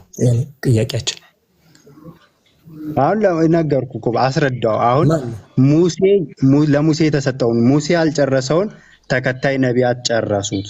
ግልጽ በሆነ ማን ነው ተናጋሪው? ማን ነው ተናጋሪው? የዚህ ተናጋሪ ማን ነው? ራሱ ነው። የራሱ ሙሴ የተናገረውን መረጃው የት አለ? መረጃው የት አለ? መረጃው ሙሴ እዚህ ጋር አሁን ተናጋሪ ነው። የት አለ የሚያሳይ ነው? ቆይ እኔ ቀባውት እኮ አይደለም እዚህ ጋር ከይቅርታ ጋር እኔ ያለ በፈርስት ፐርሰን አይደለም ያወራው። ሙሴ ያለ የሆነ ሰው እየነገረ ነው። ሙሴ እጆቹን ስለጫነበት የነዌ ልጅ ኢያሱ የጥበብ መንፈስ ተሞላ፣ የእስራኤል ልጆችም ታዘዙለት። እግዚአብሔር ለፊት ቀጥሎ ቁጥር 10 ላይ እግዚአብሔርን ፊት ለፊት እንዳወቀው እንደ ሙሴ ያለ ነብይ ከዚያ ወዲህ በእስራኤል ዘንድ አልተነሳም እያለ እያወራ ነው። አሁን እዚህ ጋር ሙሴ ራሱ የለም ከናካቴው ስለ ሙሴ እየተወራ ነው። የሆነ ሰውዬ እግዚአብሔርን ፊት ለፊት እንዳወቀው እንደ ሙሴ ያለ ነብይ ከዚያ ወዲህ በእስራኤል አልተነሳም እያለ ሰውየው ጸሐፊው እኮ ሲጀመር ከሙሴ በኋላ የነበረ ሰው ነው። እየተናገረ እኮ ነው። እንደ ሙሴ ያለ አካል ተነስቶ አያውቅም እያለ የነበረ ሰው እኮ ነው። ማን ነው ተናጋሪው? እኮ ሙሴ እንዳልሆነ ተስማማ አይደል? ይሄን ቦታ የጻፈው ሙሴ አይደለም አይደል? በዚህ ተስማማን። ቢያንስ ከሙሴ የቀረውን ነገርኩ። ከሙሴ የቀረውን ማን ነው ያስጨረሰ? ወይ ከሙሴ ጋር አይደለ? ከናካቴው ሙሴ የጻፈበትን እንኳን አላሳየኝም። ከናካቴው ምንም ያሳየኝ ነገር የኦሪት ህጎች የተሰጡት ለሙሴ አምስቱ ምናምን አትበል። አምስቱ ምናምን ከጭንቅላትን ጭንቅላት ላይ የተጻፈው ነገር ተው። መጽሐፉ ላይ እያወራን እኮ ነው።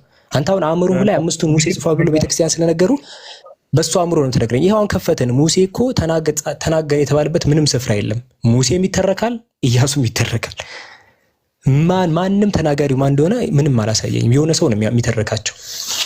ባይዘው ሁለቱንም ሲተረካቸው ላሳያችሁ። ባይዘው ሁለቱንም ሲተረካቸው ላሳይቀው አንዴ። ሁለቱንም ማለት ነው በነገራችን ላይ እሺ። ለምሳሌ ሁለቱንም አይ በመጀመሪያ ላይ መረዳት ያለብን ነገር ቆይ አንተ አንደኛው ልጅ መካሪ ልጅ ቆይ ተረጋጋ። አሁን ደግሞ አንተ መጣ። ቆይ አንዴ መካሪው ልጅ ቆይ ተረጋጋ። እየነገርከው እንደነበረኩ ይሰማናልኛ ራሱ አውቀን ነው እንዳላየ ዝም ያለው። እሺ አንዴ እንትን ልበልክ። ይሄ ምን ልበልህ መሰለህ? ሁለቱም ሲተረኩ ላሳይክ።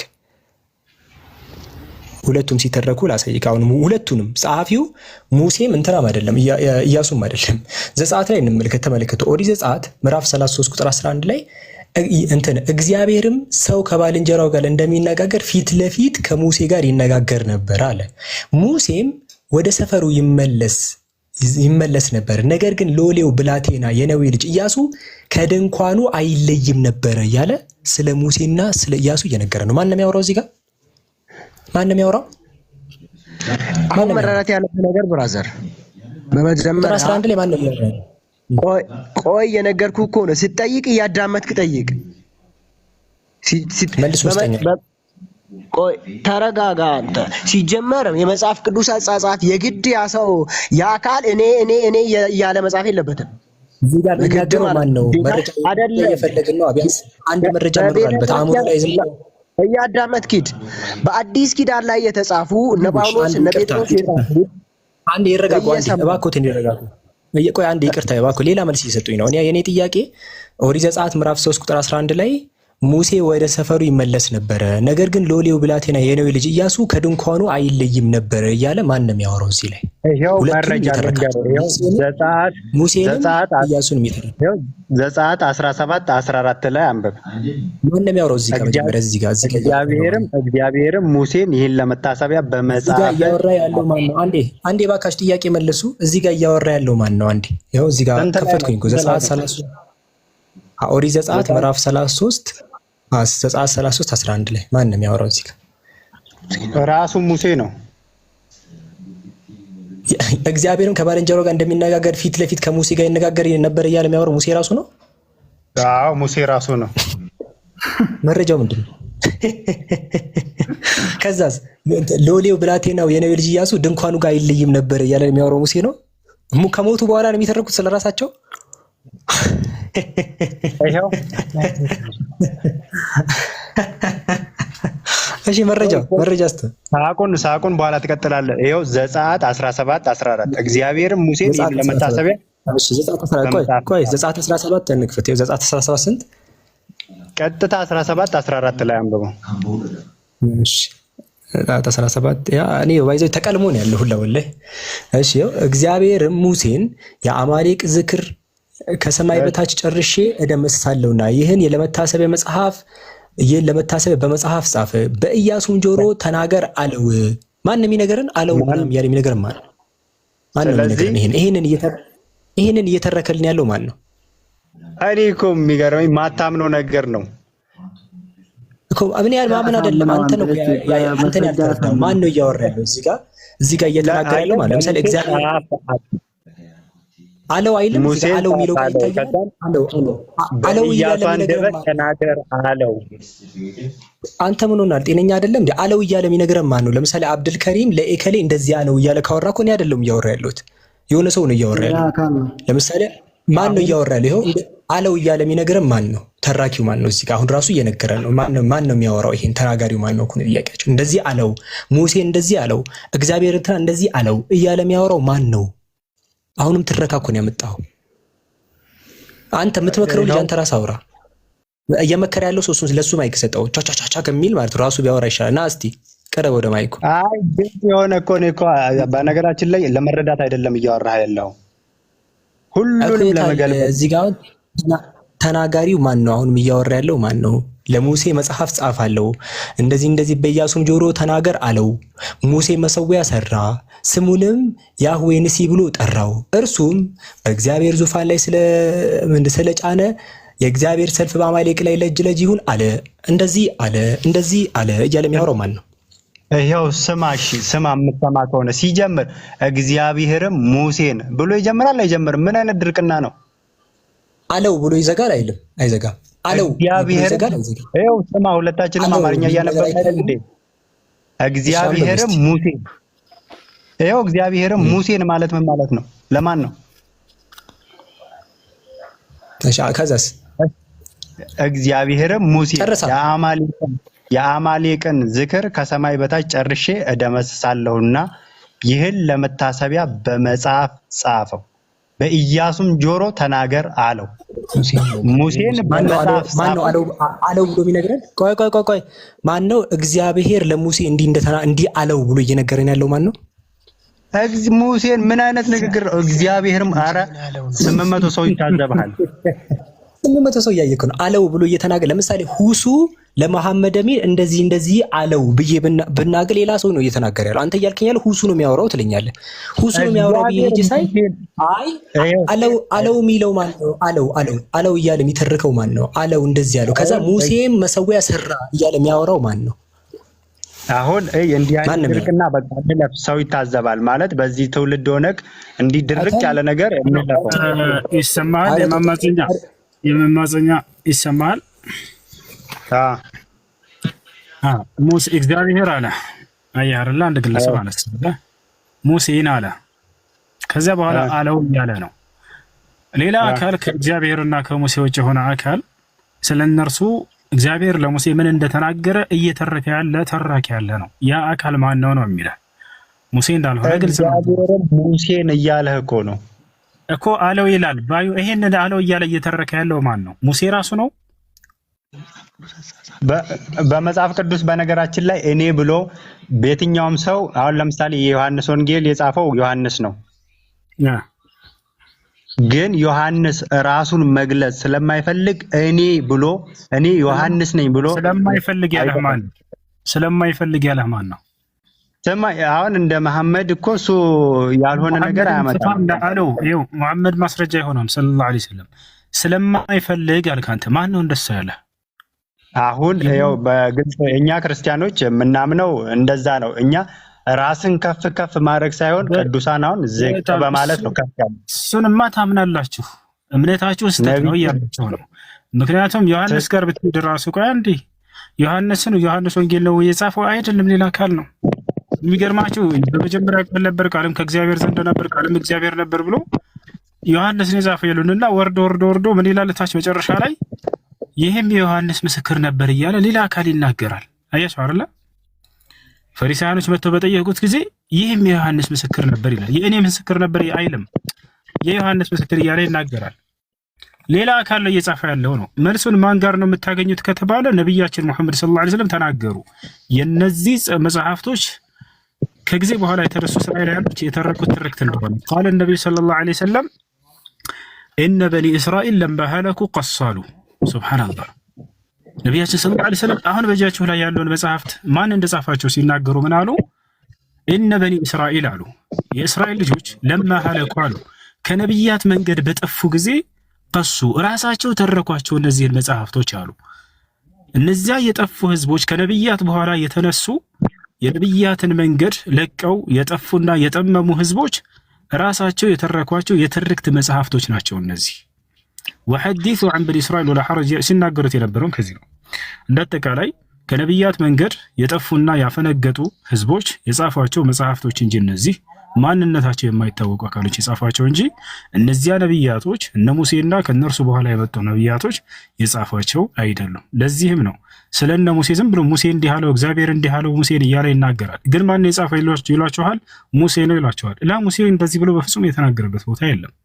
ነገር ግን ሌላ ሶስተኛ ወገን የሚተርክ ተራኪ አለ። እነዚያን ማን ብለው ነብዩ ሰለላሁ ዐለይሂ ወሰለም ምን ብለው ገለጿቸው? የጠፉ ህዝቦች ብለው ገለጿቸው። ለዚህም ነው ኢየሱስ ክርስቶስ ወደ ጠፉት ህዝቦች መጣ እያለ ነገር እነዚህ የጠፉ ህዝቦች የጻፉት መጽሐፍ ነው። እንዳጠቃላይ ማን እንደጻፈ አይታወቅም። ነቢያችን ሰለላሁ ዐለይሂ ወሰለም ሲገልጿቸው ግን ከነቢያት መንገድ በኋላ ያፈነገጡ ሰዎች ናቸው ብሎ ገልጿቸዋል። አይ አብዱልከሪም በክርስቶስ ጉዳይ አውሩ። እሺ አሁን በቃ የኔ የጠየቅኩህን ሳትመልስ ወደዚህ አትመለስ። አሁን መሐመድ እስከሚመጣበት ዘመን ማለት ነው እስከ 570 ዓመተ ምህረት ስማኝ እየሰማኝ ለአሁኑ ማስረጃ ሊሰጥ ነው። እሺ አንዴ የእናንተ ሊቃውንት ደግሞ ምን ይላሉ የሚለው ነገር አይ አንዴ ተመለስ። ያንተን አትሸፍንብኝ፣ ያንተን መልስልኝ። አይ ግን እያወራን ያለነውን እኮ ነው ያልከው፣ ስለ ኦሪት እያወራን የእናንተ ሁሱ ያለው ላይ የክርስቲያን ምሁራን ደግሞ ምን ይላሉ ማለት ነው። የኢትዮጵያ መጽሐፍ ቅዱስ ማህበር እንግዲህ የኦርቶዶክስ መጽሐፍትን የተረጎሙት ምሁራኖች ነው፣ ኢትዮጵያ ላይ ያሉ ሊቃውንቶች ናቸው። የኢትዮጵያ መጽሐፍ ቅዱስ ማህበር መልስልኝ። አሁን እሱ ወደ ሌላ አሸጋገረ፣ ቶፒኩን አስቀየረን። እኔ የጠየቅኩትንና አንተ የምትለውን ነቢያት ላንተ አይደለም በቃ እሺ፣ ላንተ አይደለም ለኦዲየንስ ነው። እሺ አንዴ ተረጋጋሽ። በቃ እንደዛው ኮንታች ያሉ ሰዎች ደግሞ ይመልከቱ። ያ ጀማ አሁን መጽሐፍ ማን የጻፈው የሚለውን ነገር ማሳየት አልቻሉም ከጊዜያት በኋላ የተጻፉም በመሆናቸው። ግን የቤተክርስቲያን ምሁራኖችስ ምን ይላሉ ሲባል የነሱ የራሳቸው ምሁራን እንኳን የአሁኑን ማን እንደጻፈው እንደማይታወቅ ተናግረዋል። አሁን እንዲከፈት አልፈለጉም። የኢትዮጵያ መጽሐፍ ቅዱስ ማህበር እዚህ ጋር እንደምትመለከቱት የመጽሐፍ ቅዱስ መዝገበ ቃላት አለ። መጽሐፍ ቅዱስን ብትመለከቱ የኢትዮጵያ መጽሐፍ ቅዱስ ማህበር ነው የሚያስተካክለው ማለት ወይም ደግሞ የሚተረጉመው እና የኢትዮጵያ ሊቃውንቶች ናቸው ጠቅላላ። እና ስለ ኦሪት አሁን ስላወራ ነው ኦሪት ምን ብለው ይናገራሉ የሚለውን ነገር ደግሞ እንመልከት። እዚህ ጋር እንደምትመለከቱት ፔጅ 198 ላይ ስለ ኦሪት ጸሐፊ ይናገራሉ። ተመልከቱ። ኦሪትና ጸሐፊ ይላል። ከላይ ካያችሁት ማለት ነው። እዚህ ጋር ምን ብሎ ያስቀምጣል? በ10ኛው እዚህ ጋር ተመልከቱ። በ10ኛው ክፍለ ዘመን ጀምሮ ነገር ግን በኋለኞች ነቢያት ተመልከቱ። መምህራን በኋለኞች ነቢያትና ጸሐፊያን በእስራኤል ላይ በይሁዳ መንግስት ዘመን ከምርኮ በኋላ ባለው ዘመን ጽሁፎችና የቀደሙ የባህል ህጎችን ሰብስበው አቀነባበሯቸው። ተመልከቱ። የተቀነባበረ ነው ከጊዜያት በኋላ ማለት አቀነባበሯቸው። ከዛ በእነርሱም ዘመን ኦሪት መልክ ሊይዝ ችሏል አለ። ገባቸው? የተቀነባበረ ነው ከጊዜያት በኋላ ባህሉን ምናምን ሰብስበው ማለት ነው እንጂ ሙሴ እንደጻፈው ጽፎታል የሚል ነገር አይደለም። እዚህ ጋር እንደምትመለከቱት በግልጽ የራሳቸው እዚህ አማኞቹ ነው የሚያስቸግሩት እንጂ የቤተ ክርስቲያን ሊቃውንቶቹ ባህል ምናምን ተሰብስቦ የተቀነባበረ እንደሆነ ይሄው ቃል በቃል ተናግረዋል። ማን ጽፎታል ሳይሆን ከጊዜያት በኋላ ተቀነባብሮ ነው። ይሄው እዚህ ጋር እንደምትመለከቱት በይሁዳ መንግስት ዘመን ከምርኮ በኋላ ባለው ዘመን ጽሁፎችንና የቀደሙ ባህል ህጎችን ሰብስበው የተለያዩ ጽሁፎችን ተሰበሰበና የሆኑ ህጎችን አሰባሰቡና አቀነባበሯቸው። ኦሪት ማለት የተቀነባበረ ነው። አቀነባበሯቸው። ይህንን አሁን የያዝነው መልክ የያዘው ራሱ እንደዚህ ሆነ ምን የሚለው ነው የተሰባሰበው ከምርኮ በኋላ ነው። ያውም ባህልና የተለያዩ ጽሁፎች ተቀነባብረው ማለት ነው። ስለዚህ መጽሐፍ ቅዱስ የተቀነባበረ እንደሆነ የራሳቸው የኦርቶዶክስ ሊቃውንቶች የኢትዮጵያ ምሁራኖች በግልጽና በማያሻማ መልኩ ይናገራሉ። ትቀበላለህ? መማፀኛ የራስ ምሁራኖች ነው ያሉት። ትቀበላለህ? ትቀበላላችሁ? ከታች ክርስቲያኖች ይሄንን ኤልኖሴ ነው ምናምን ይሰማል። ኤልኖሴ አዎ ይሰማኛል። ትቀበላለህ? ይሄንን አሁን የኢትዮጵያ መጽሐፍ ቅዱስ ምሁራን ያስቀመጡት ቆይ ሀሳቡ በደንብ አልገባኝም። አሁን በቅርቡ ነው የገባሁት፣ ግን አይ ቲንክ ይመስለኛል የኦሪት መጽሐፍ ሙሴ ያልጻፋቸውም የሚል ሀሳብ ነው እያነሳችሁ ያላችሁት። አዎ የራስም የኢትዮጵያ ምሁራንም እንደዛ ነው። ከኢትዮጵያ ውጭ ያሉት አክቹዋሊ አይታወቅም ጻፉ። አይ እናንተ አይታወቅም ብላችሁ ለራሳችሁ መደምደም አትችሉም። ለምሳሌ እኛ እነዚህ መጽሐፍ ወይ ደግሞ ሊቃውንት ይሄኛ መጽሐፍ አይደል አንዲ ኤልኖሴ እናንተ ስለተናገር ነው። ቆይ እኔ እያልኩ ያለሁት መጽሐፍ ቅዱስን የመጽሐፉ ባለቤት እኛ እንደመሆናችን መጠን ስለመጽሐፍ ቅዱስ አንተ አይደለም ምሁራኖች ናቸው። የኢትዮጵያ መጽሐፍ ቅዱስ ማህበር እንጂ ማንኛውም ተራ መንገደኛ አይደለም። ማለት ይኸውልህ ማህበር ማለት መጽሐፍ ቅዱስን ያሳተሙት እንደማለት ነው እንጂ መጽሐፍ ቅዱስን ሊቃውንቶች ናቸው። ከየቤተ ከፕሮቴስታንትም ከኦርቶዶክስም ከካቶሊክም አንድ ላይ የተሰባሰቡ ሊቃውንቶች ተወጣተው መጽሐፍ ቅዱስን ለኢትዮጵያውያን ለኛ የተረጎሙ ማለት ነው። አንተ አንባቢ ነህ፣ ገባ? መጽሐፉን አይተ የተሰራውን ነገር አንባቢ ነህ። እኔ ደግሞ አጠቃላይ ሁሉንም ቤተክርስቲያን ሰሊና አንድ እሺ፣ ተረካክ ሁለታችሁ አንድ ሰሊና ካንዴ የኢትዮጵያ እንትኖች ኢትዮጵያ ለመጽሐፍ ቅዱሱ ባይዜ ያዘጋጁት ነው። ስለዚህ አንተ የተለየ ሐሳብ ልሰጠን አችልም። እንትናት ባይ እሺ፣ ቆያ አንዴ መጽሐፍ ቅዱስን ሙሴ እንደጻፋቸው ለማረጋገጥ ከሌሎች መጽሐፍ አንፃር ማየት ይቻላል። ለምሳሌ አሁን ኢያሱ 8:31 ላይ ሄደ ብታነበው በሙሴ ሕግ መጽሐፍ እንደተጻፈው ማን ነው የሚያወራው? እዛ መጽሐፍ ኢያሱ ላይ የሚያወራው ማን ነው? ኢያሱ። እሺ የኢያሱ መጽሐፍ የጻፈው ኢያሱ ነው። የኢያሱ መጽሐፍ የጻፈው አዎ ኢያሱም ሲናገር ይላል በሙሴ መጽሐፍ ላይ ኢያሱም ሲናገር እያለ የሚናገረው ማን ነው? ኢያሱም ሲናገር እያለ የሚናገረው ማን ነው? ኖ ዌይ በኢያሱ መጽሐፍ ላይ ሙሴም ብሎ ነው የሚናገረው። ይኸውልህ ቃሉን አንዴ ላውጣልና ቃሉን እኔ ላውጣልህ አንዴ ላውጣልህ። አትውጣ እና ተመለስ። አትውጣ አንዴ ከወጣ አልወጣሁም። እዚህ ጋር እሺ ኢያሱ መጽሐፍ ኢያሱ ላይ መጽሐፍ ቆይ አንዴ ኢያሱን የጻፈው ኢያሱ ነው ብሎናል። ከታች ለምን አወረድ ካላችሁ እኔ ማንንም አላወረድኩም። ያጀ ታች ያላችሁ ክርስቲያኖች ካላችሁ ማንንም ምን ያወረድኩት ሰው የለም። እሺ መጽሐፈ ኢያሱ ላይ መጽሐፈ ኢያሱ የጻፈው ኢያሱ ቆይ አንዴ እንዳይረሳ አንዴ ከሙግቱ በፊት ከማስረጃው በፊት ሙግቱ ይቀድማል እኮ ዝም ብሎ ምዕራፍ ማውጣት ሳይሆን ኢያሱ መጽሐፈ ኢያሱን የጻፈው ኢያሱ ነው ብለኛል አይደል? አውጣው እኮ መጽሐፈ ኢያሱን የጻፈው ኢያሱ ነው አይደል ያልከኝ? ማለት ተራ መጽሐፉን እንትን የተረኩትን ነው ወይስ መጽሐፈ ኢያሱ ላይ ተናጋሪው ኢያሱ ነው አይደል? አዎ ተናጋሪው ኢያሱ ነው። እሺ ያ ጀማ ሰምታችኋል። እሺ መጽሐፈ ኢያሱ ምዕራፍ 24 ቁጥር 29 ላይ እንዲህ ሆነ ከዚህ ነገር በኋላ የእግዚአብሔር ባሪያ የነዌ ልጅ ኢያሱ እድሜው 110 ዓመት ሲሆን ሞተ። በተራራው በኤፍሬም አገር በገምናምን በሰሜን ዳርቻ ባለው ማንም ያወራው እዚህ ጋር ቀበሩት እያለ ነገር መጽሐፈ ኢያሱ አሁን ለምሳሌ የመጽሐፍ ቅዱስ ታሪክን ስንመለከት ሙሴ አሁን 31 እና ከ33 በኋላ ሙሴ ተጻፈ። ቆይ ሰማኛል፣ ላስረዳ እኮ ነው። አሁን ለምሳሌ ዘዳግምን መጨረሻውን አካባቢ ሙሴ እንዳልጻፈው ይገመታል።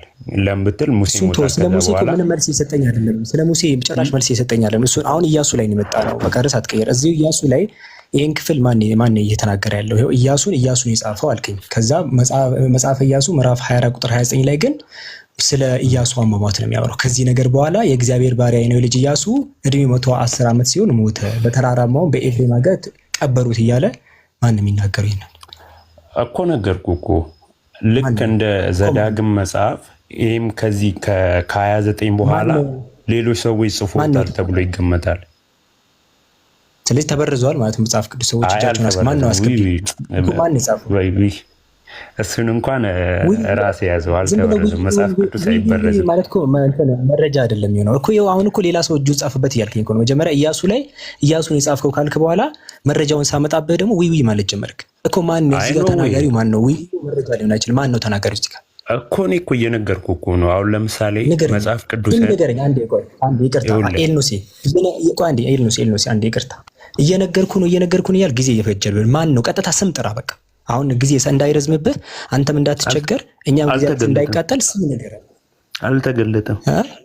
ማን እንደጻፈው አልታወቀም። ይሄን ፓርት አልተገለጠም። ግን ያው እኮ ማን እዚህ ጋር ማን እየተናገረ እንደሆነ ሳይታወቅ ነው የገባው አይደል? እዚህ ጋር ይሄንን ማን እንዳወራ ታሪክ ጻፊዎች ለምሳሌ ስሙን አላውቀውም አልከኝ እኮ። ማን እንደጻፈ ሳይታወቅ ግን ልታብራራልኝ ነው። ማን እንደሆነ ሳታውቅ በግምት ተነስተህ ኤኬሌ እንዲህ ሊሆን ብለህ ልትነሳ ነው። መጀመሪያ ስሙን ሁላ ሳታውቀው ማን እንደሆነ እዚህ ጋር እጁን አስገብቶ የጻፈው ማን እንደሆነ ሳታውቅ የቁርአን ጻፊ አንተ ማን እንደሆነ ትነግረኛለህ? ማንም ሰው ደስ ያለው ሰው ወጥቶ የሚያብራራው መጽሐፍ እኮ አይደለም መጽሐፍ ቅዱስ።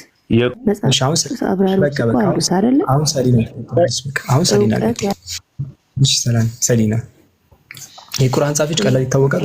መጽሐፍ ቅዱስን የሚያብራራው አንተ ቁርአን እንደምታብራራው ማንም ተነስቶ ሊያብራራው አይችልም። መጽሐፍ ቅዱስን የተማሩ ሊቃውንት አሉ። ከነሱ ጋር ጠይቅ፣ እነሱን ጠይቅ። ሰሊና እነሱን እኮ አቀረብኩ እኔ ስለ ቁርአኑን እውነተኛነት በደንብ አድርገህ ለኛ አስረዳን እስኪ። መጽሐፍ ቅዱስ አንተ ያስከው እንጂ መጽሐፍ ቅዱስን የሚያብራሩ ሊቃውንቶች እነሱ ጋር ተከራከር፣ ስለ መጽሐፍ ቅዱሱ ማለት ነው። አንዴ ሰሊና ይሰማሻል? አንዴ ከይቅርታ ጋር ሰሊና ምን መሰለሽ፣ ይኸው መጀመሪያ ሊቃውንቶቹን እኮ አነበብኩኝ። ፊት ለፊት ላይ ያስቀመጥኩት ራሱ የኢትዮጵያ ሊቃውንቶችን ያስቀመጥኩት ፊት ለፊት ላይ። ከነሱ ጋር አውራ፣ ከነሱ ጋር ምን ማለት እንደሆነ እነሱ ምን እንዳሉ ላሳይሽ፣ እንመልከት። አንዴ እነሱ እኮ አስቀምጡልኝ። እንዴት ልከራከራቸው? እነሱ አመኑ እኮ። ካመኑ በኋላ እኔ ምን ብዬ ነው የምከራከራቸው? እነሱ ኦልሬዲ አስቀምጡ። ላሳይሽ። እንደውም ኦልሬዲ እነሱ በቃ ተቀነባብሮ ነው አሉ። ለምሳሌ የኢዮብ መጽሐፍ ማን የጻፈው ብዬ ሊቃውንቶችን ብጠይቃቸው ያው ተመልከቱ። የኢዮብ መጽሐፍ ማን የጻፈው ይታያቸዋል። አንዴ ይሄ እኮ ራስህ ነው የምታወራው እኮ ይኸው እያዳመጥከን ቁርአን አውራ። ስለምታውቀው ቁርአን እሱን አስረዳን እስኪ። ስለአንተ ቁርአንና ስለአንተ ሐዲስ አስረዳን። አንዴ ረጋ በሉ ፕሊዝ። ራሳችሁ አንዴ አንተ እንዳልከው በአንተ አፍ በዚህ የሚነበብ አይደለም። እኔ አይደለም እንዴ መረጋጋታችሁ ነው እንዴ? ሚውት ማይክሽን አንዴ ሚውት አድርጉ። አዎ ራሳችሁ መቆጣጠር አልቻላችሁ። አንዴ ፕሊዝ ተረጋጉ። ምን ሆናችኋል? በመረጃ እየተወራ አይደል እንዴ? ከራስ አትፍታ አላችሁኝ፣ ከሊቃውንቶች አምጣ አላችሁ። እሺ ብዬ መጽሐፉን እስከፍታ እየተጣደፋችሁ ነው። አረጋጉ ራሳችሁን። ይሄው እኔ ከራሴ ሳይሆን የራሳችሁ ምሁራን የሚሉት እንመልከት። ጥራቸውና ተወያይ ትለኛለች። እኔ ያው ስጋጭ እኮ ነው፣ ስለያይ እኮ ነው መጠራቸው። ይሄው እነሱ የተመልከቱ። የኢዮብ መጽሐፍ ማን የጻፈው? እነሱ የተጻፈው ይታወቃል ካሉ ነው መወያየት። ምን አሉ? ፔጅ 180 ላይ ጸሐፊው ማን እንደነበረ አልታወቀም አሉ። በቃ እኔ ምን ልበላቸው አይታወቅም አሉኝ። ኦልሬዲ ዘጉ አይደል? ከጠየቅክ ደግሞ ጊዜ ሰጣዳም አንድ አልታወቀም ነበር ብሎ እንደዚህ ነው የሚፈታው መጽሐፍ እኮ አይታወቅም። ኦሪትን እሺ የኦሪትን ላሳያችሁ አንዴ የኦሪትን ላሳያችሁ እኔ አሁን ተሳስቼ ጥቅስ እኮ አንተ ይወጣለው እኮ አንዴ ይሄው ተረጋጉ። አንዴ እንትና ወንዱ ልጅ አንዴ ተረጋጋ። እሷ ከምሁራን አምጣ ብላኝ ነው። አንዴ አንተ ማሳየት አልቻልክም። አንዴ ተረጋጉ። ይሄው የምሁራንን አሳየኝ አልሽ። ይሄው የምሁራን ላይ የኦሪት ጸሐፊ የሚለው ላይ ስንመለከት ይሄው እንደተቀነባበረ ተናገሩ። ነቢያትና ጸሐፊዎች በእስራኤልና በይሁዳ መንግስት ዘመን ከምርኮ በኋላ ባለው ዘመን ጽሁፎችና የቀደሙ የባህል ህጎችን ተመልከች። የባህል ህጎችን ሰብስበው አቀነባበሯቸው። በእነርሱም ዘመን ኦሪት መልክ ሊይዝ ችሏል።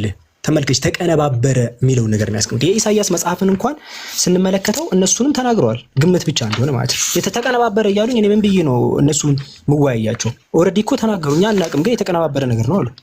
ስለዚህ እነሱ እኮ ያውቃሉ፣ አንባቢ ናቸው። ተቀነባበረው እኮ ሁሉም ነቢያቶች የጻፉት መጽሐፍ ተቀነባብሮ አይደለ እንዴ በአንድ የሚታተመው? መቀነባበርና መሰብሰብ ይለያል።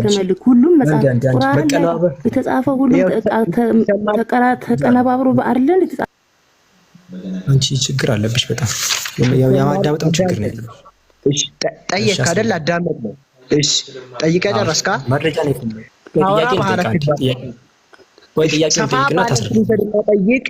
ሳወራ ግን መሀል እንዳገባብኝ ማሳጠረን ነው። የመጽሐፈ ቆይ እንዴ መጽሐፈ ሚዩት አድርግ፣ ችግር የለም። መጽሐፈ ኢያሱ የጻፈው እሺ፣ እኔ ሚዩት ላድርግ። አንተ ሚዩት ማድረግ ካልቻልክ እኔ አደርግሃለሁ። ሚዩት እያረኩ ነው ብለህ ራሱ እየረበሽክ ነው። ሚዩት እስከምታደርግ 10 ደቂቃ ሊፈጅብህ ነው። ስለዚህ እኔ በጊዜ ሚዩት አድርጌ ገላገልኩ። አሁን ጸጣልክ። አሁን ልጠይቅህና ቀጥታ ቃል በቃል ነው መልሱ የምትሰጠኝ። መጽሐፈ ኢያሱን የጻፈው ማን ነው? ማይክን ክፈትና ኤከሌ ነው በለኝ። በቃ ስም ጥቀስልኝ መጀመሪያ። ከዛ የጻፈው ኢያሱ ነው መለስኩልህ። ያጀማ ሰምታችኋል። መጽሐፈ ኢያሱ የጻፈውን ኢያሱ ነው ብለኝ። አሁን ከውስጡ ኢያሱ እንደጻፈው ማስረጃ ስጠኝ። ቀጥታ ምዕራፍና ቁጥር ጠቅሰ መረጃውን ስጠኝ። አንተ ስማኝ። አሁን አንተ አወራለህ እስካወራ ስማኝ። ቀጥታ ሊትራሊ ያው በቃ ሚዩት እኔ ነኝ ያረኩ ሚዩት። አንተ እያወራ ነው በማስረጃ ግን አንተ ብሎ እኔን ይተውኛ እና ያስረዳህ። አንዴ ሁለታችሁም ተረጋጉ። ቆይ አንዴ ቆይ ተረጋጋ። አንዴ እባካችሁ አንዴ ተረጋጉ። አንዴ ሁለታችሁም አንዴ ረጋ በሉ። ያው ይከፍታል ማይኩን ነው አርፍ አይረጋጋም። በቃ ቶሎ በፍጥነት ማይኩን እጅን አንዴ ያሳረፈው። ቆይ ሮጦ ነው እጅ ማይኩን የሚከፍተው። አንዴ ተረጋጋ። መጀመሪያ ምን ጥያቄህን ጠይቅ አልከኝ። እሺ ብዬ ጠየቅኩኝ። ምን አልኩ? የመጽሐፈ ኢያሱ ጸሐፊ ማን ነው አልኩኝ። በቃ ተረጋግተን እያወራን ነው። ኢያሱ ነው ብለህ መለስክልኝ። ከዛ መረጃ ስለ አንተ ብለህ ወደ እኔ መጣ። እኔን ተወኝ። አሁንም ማይክን ስከፍት መጽሐፉ ውስጥ ላይ መረጃ ካለ መጽሐፉ ውስጥ ላይ መረጃው የለም ውጭ ካሉ መጽሐፍት ነው ብለህ መናገር ትችላለህ። እኔን ተወኝ። አንተ ምናምን እኔ ምንም እንዳትናገረኝ። ውስጥ መጽሐፉ ውስጥ ላይ መረጃ ካለ ምዕራፍና ቁጥር ጥቀስ። መጽሐፍ ውስጥ ላይ መረጃ ከሌለ የለም በል። በቃ ማይክን ከፍተህ ይኸው በሰላም መጽሐፍ ውስጥ ላይ ካለ ምዕራፍና ቁጥር ጥቀስ፣ ከሌለ ደግሞ መጽሐፍ ውስጥ ላይ የለም ብለህ መልስ። በቃ ከፍተህ በሰላም ክፈትና ነገር ካወራ ስማኝሽ፣ እኔን ደግሞ ስማኝ፣ ከዛ ታወራለህ። በመሰረቱ በመጽሐፍ ቅዱስ አጻጻፍ አሁን በቤተ ክርስቲያናችን የራሱ የሆነ እንትን አለው።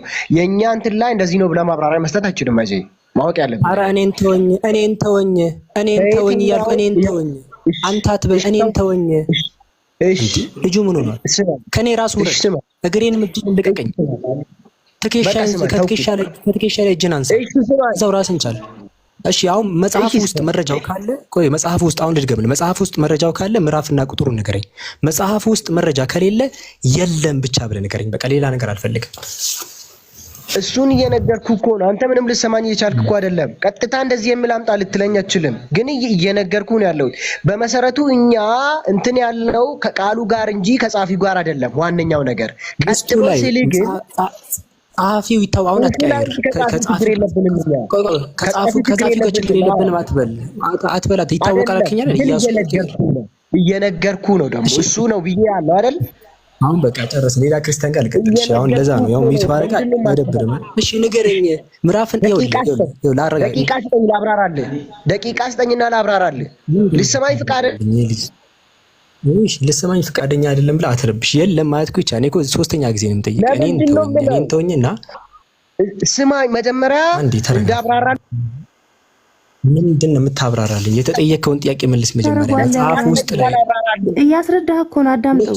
ደቂቃ ሲጠቅና ላብራራልኝ። ለምንድን ነው ማሰማኛለህ? ቆይ ፖሊስ ጣቢያ ተመልክታል። አንዴ ተረጋጋ። ፖሊሱም ሲመጣ እናስረዳዋለን ምን እንደተፈጠረ። ይኸው ለእኔ ምንም አላልኩም። ይኸውልህ ኢያሱ ነው ጸሐፊው አልከኝ። የመጽሐፈ ኢያሱ ውስጥ ኢያሱ እንደጻፈው የሚያሳይ ነገር ካለ እኔን ተወኝና ቀጥታ ምዕራፍና ቁጥሩ ንገረን። መጽሐፍ ውስጥ ላይ ኢያሱ መሆኑን የሚያሳይ መረጃ ከሌለ የለም በል። ላስረዳህ ዋይ አትበል። መልሱን ከመለስክ በኋላ ታስረዳናለህ። ወይ ጥቅሱን ጥቀስና ከዛ ማብራሪያን ታመጣለህ፣ ወይ ደግሞ የለም በልና ከዛ ማብራሪያን ታመጣለህ። መጀመሪያ ግን መልሱን እንፈልጋለን። ውስጡ ላይ መረጃ ካለ መጀመሪያ ቆይታ ታዝ አንዴ ታዝተውና አንዴ ሚውት አድርግ አንዴ። እሺ ቀጥል። አሁን መጽሐፍ ውስጥ ካለ ምዕራፍና ቁጥር ጥቀስ፣ ከሌለ የለም በል። አሁን ቀጥታ በመጽሐፍ ቅዱስ ላይ መጽሐፍ ቅዱስ ከአዲስ ኪዳን ከብሉይ ኪዳን እስከ አዲስ ኪዳን ጀምሮ ያለው መጽሐፍ ቅዱስ ላይ እኔ ያለ የጻፈ ቅዱስም ሐዋርያም የለም በታሪክ የመጽሐፍ ቅዱስ ቤተክርስቲያን የራሷ የሆነ ሂደት አላት።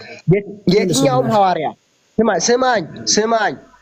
ስማኝ ቀጥታ እኔ ጻፍኩኝ ያለ የጻፈ እንትን የለም።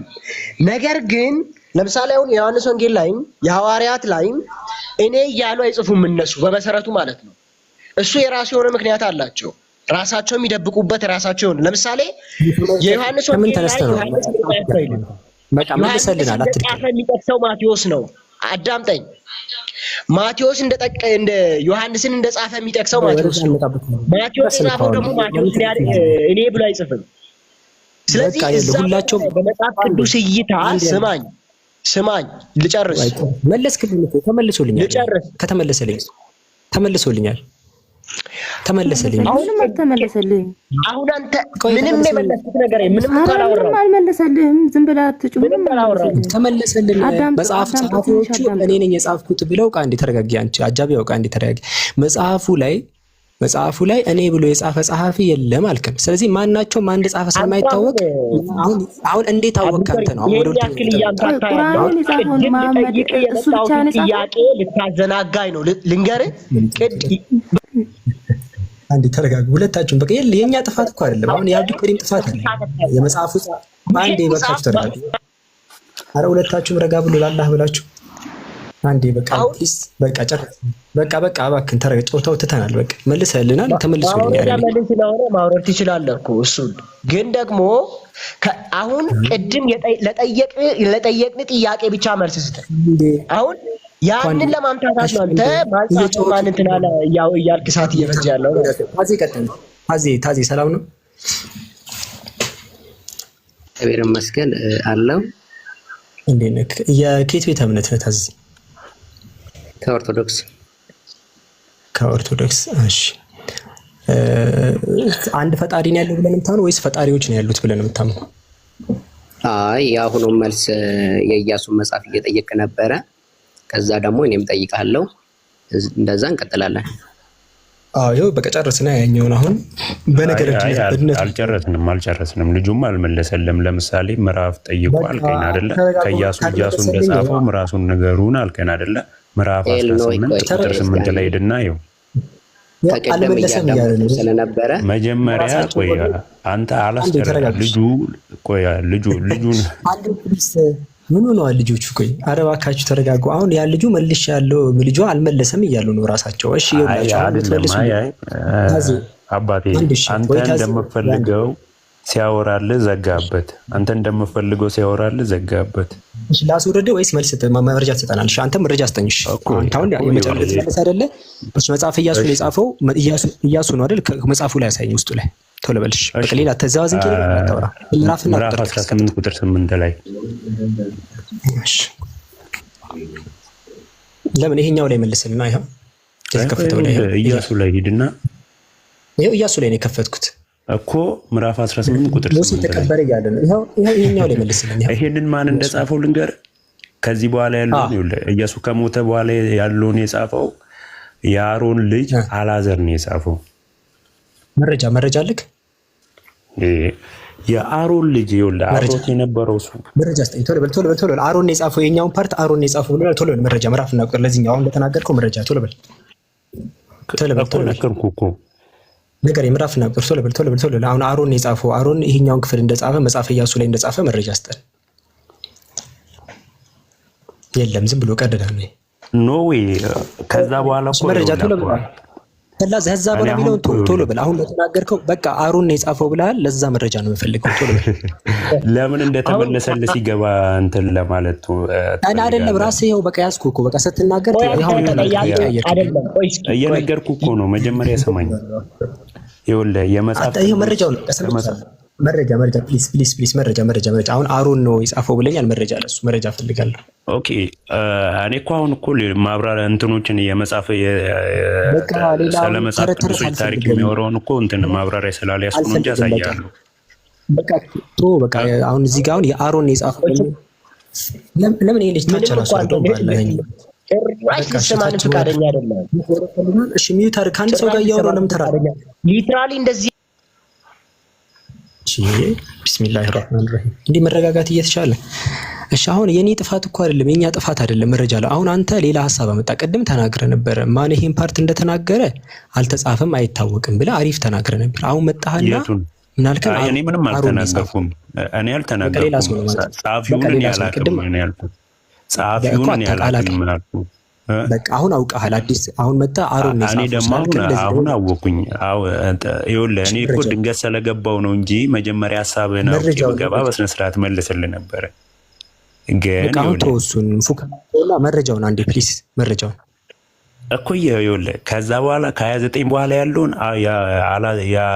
የአሮን ልጅ አራዘን የጻፈው። ከዛ በፊት ግን ያለውን ኢያሱ ራሱ እንደጻፈው ምዕራፍ 18 ቁጥር 8 ላይ ያልኩህ እኮ አሮን የጻፈው የአሮን ልጅ ነው የጻፈው ያልከው ለዛ የአሮን ልጅ እንደጻፈው ነው። እሱ ነው ማስረጃ የፈለኩት።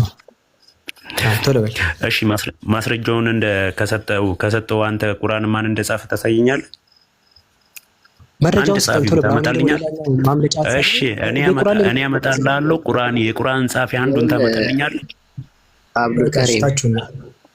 አታመጣልኝም። እሺ ቁርአን ጠይቅ አመጣልሃለሁ። አሁን እዚህ መረጃ ስጠን አንተ አምጣልኝ። እኔም አመጣልሃለሁ። አንዱን ጻፊ አምጣልኝ አመጣልሃለሁ። የለም መረጃ ማለት ነው። ስለዚህ መረጃ የለም ማለት ነው። እሺ እንትና ታዝ ይቀር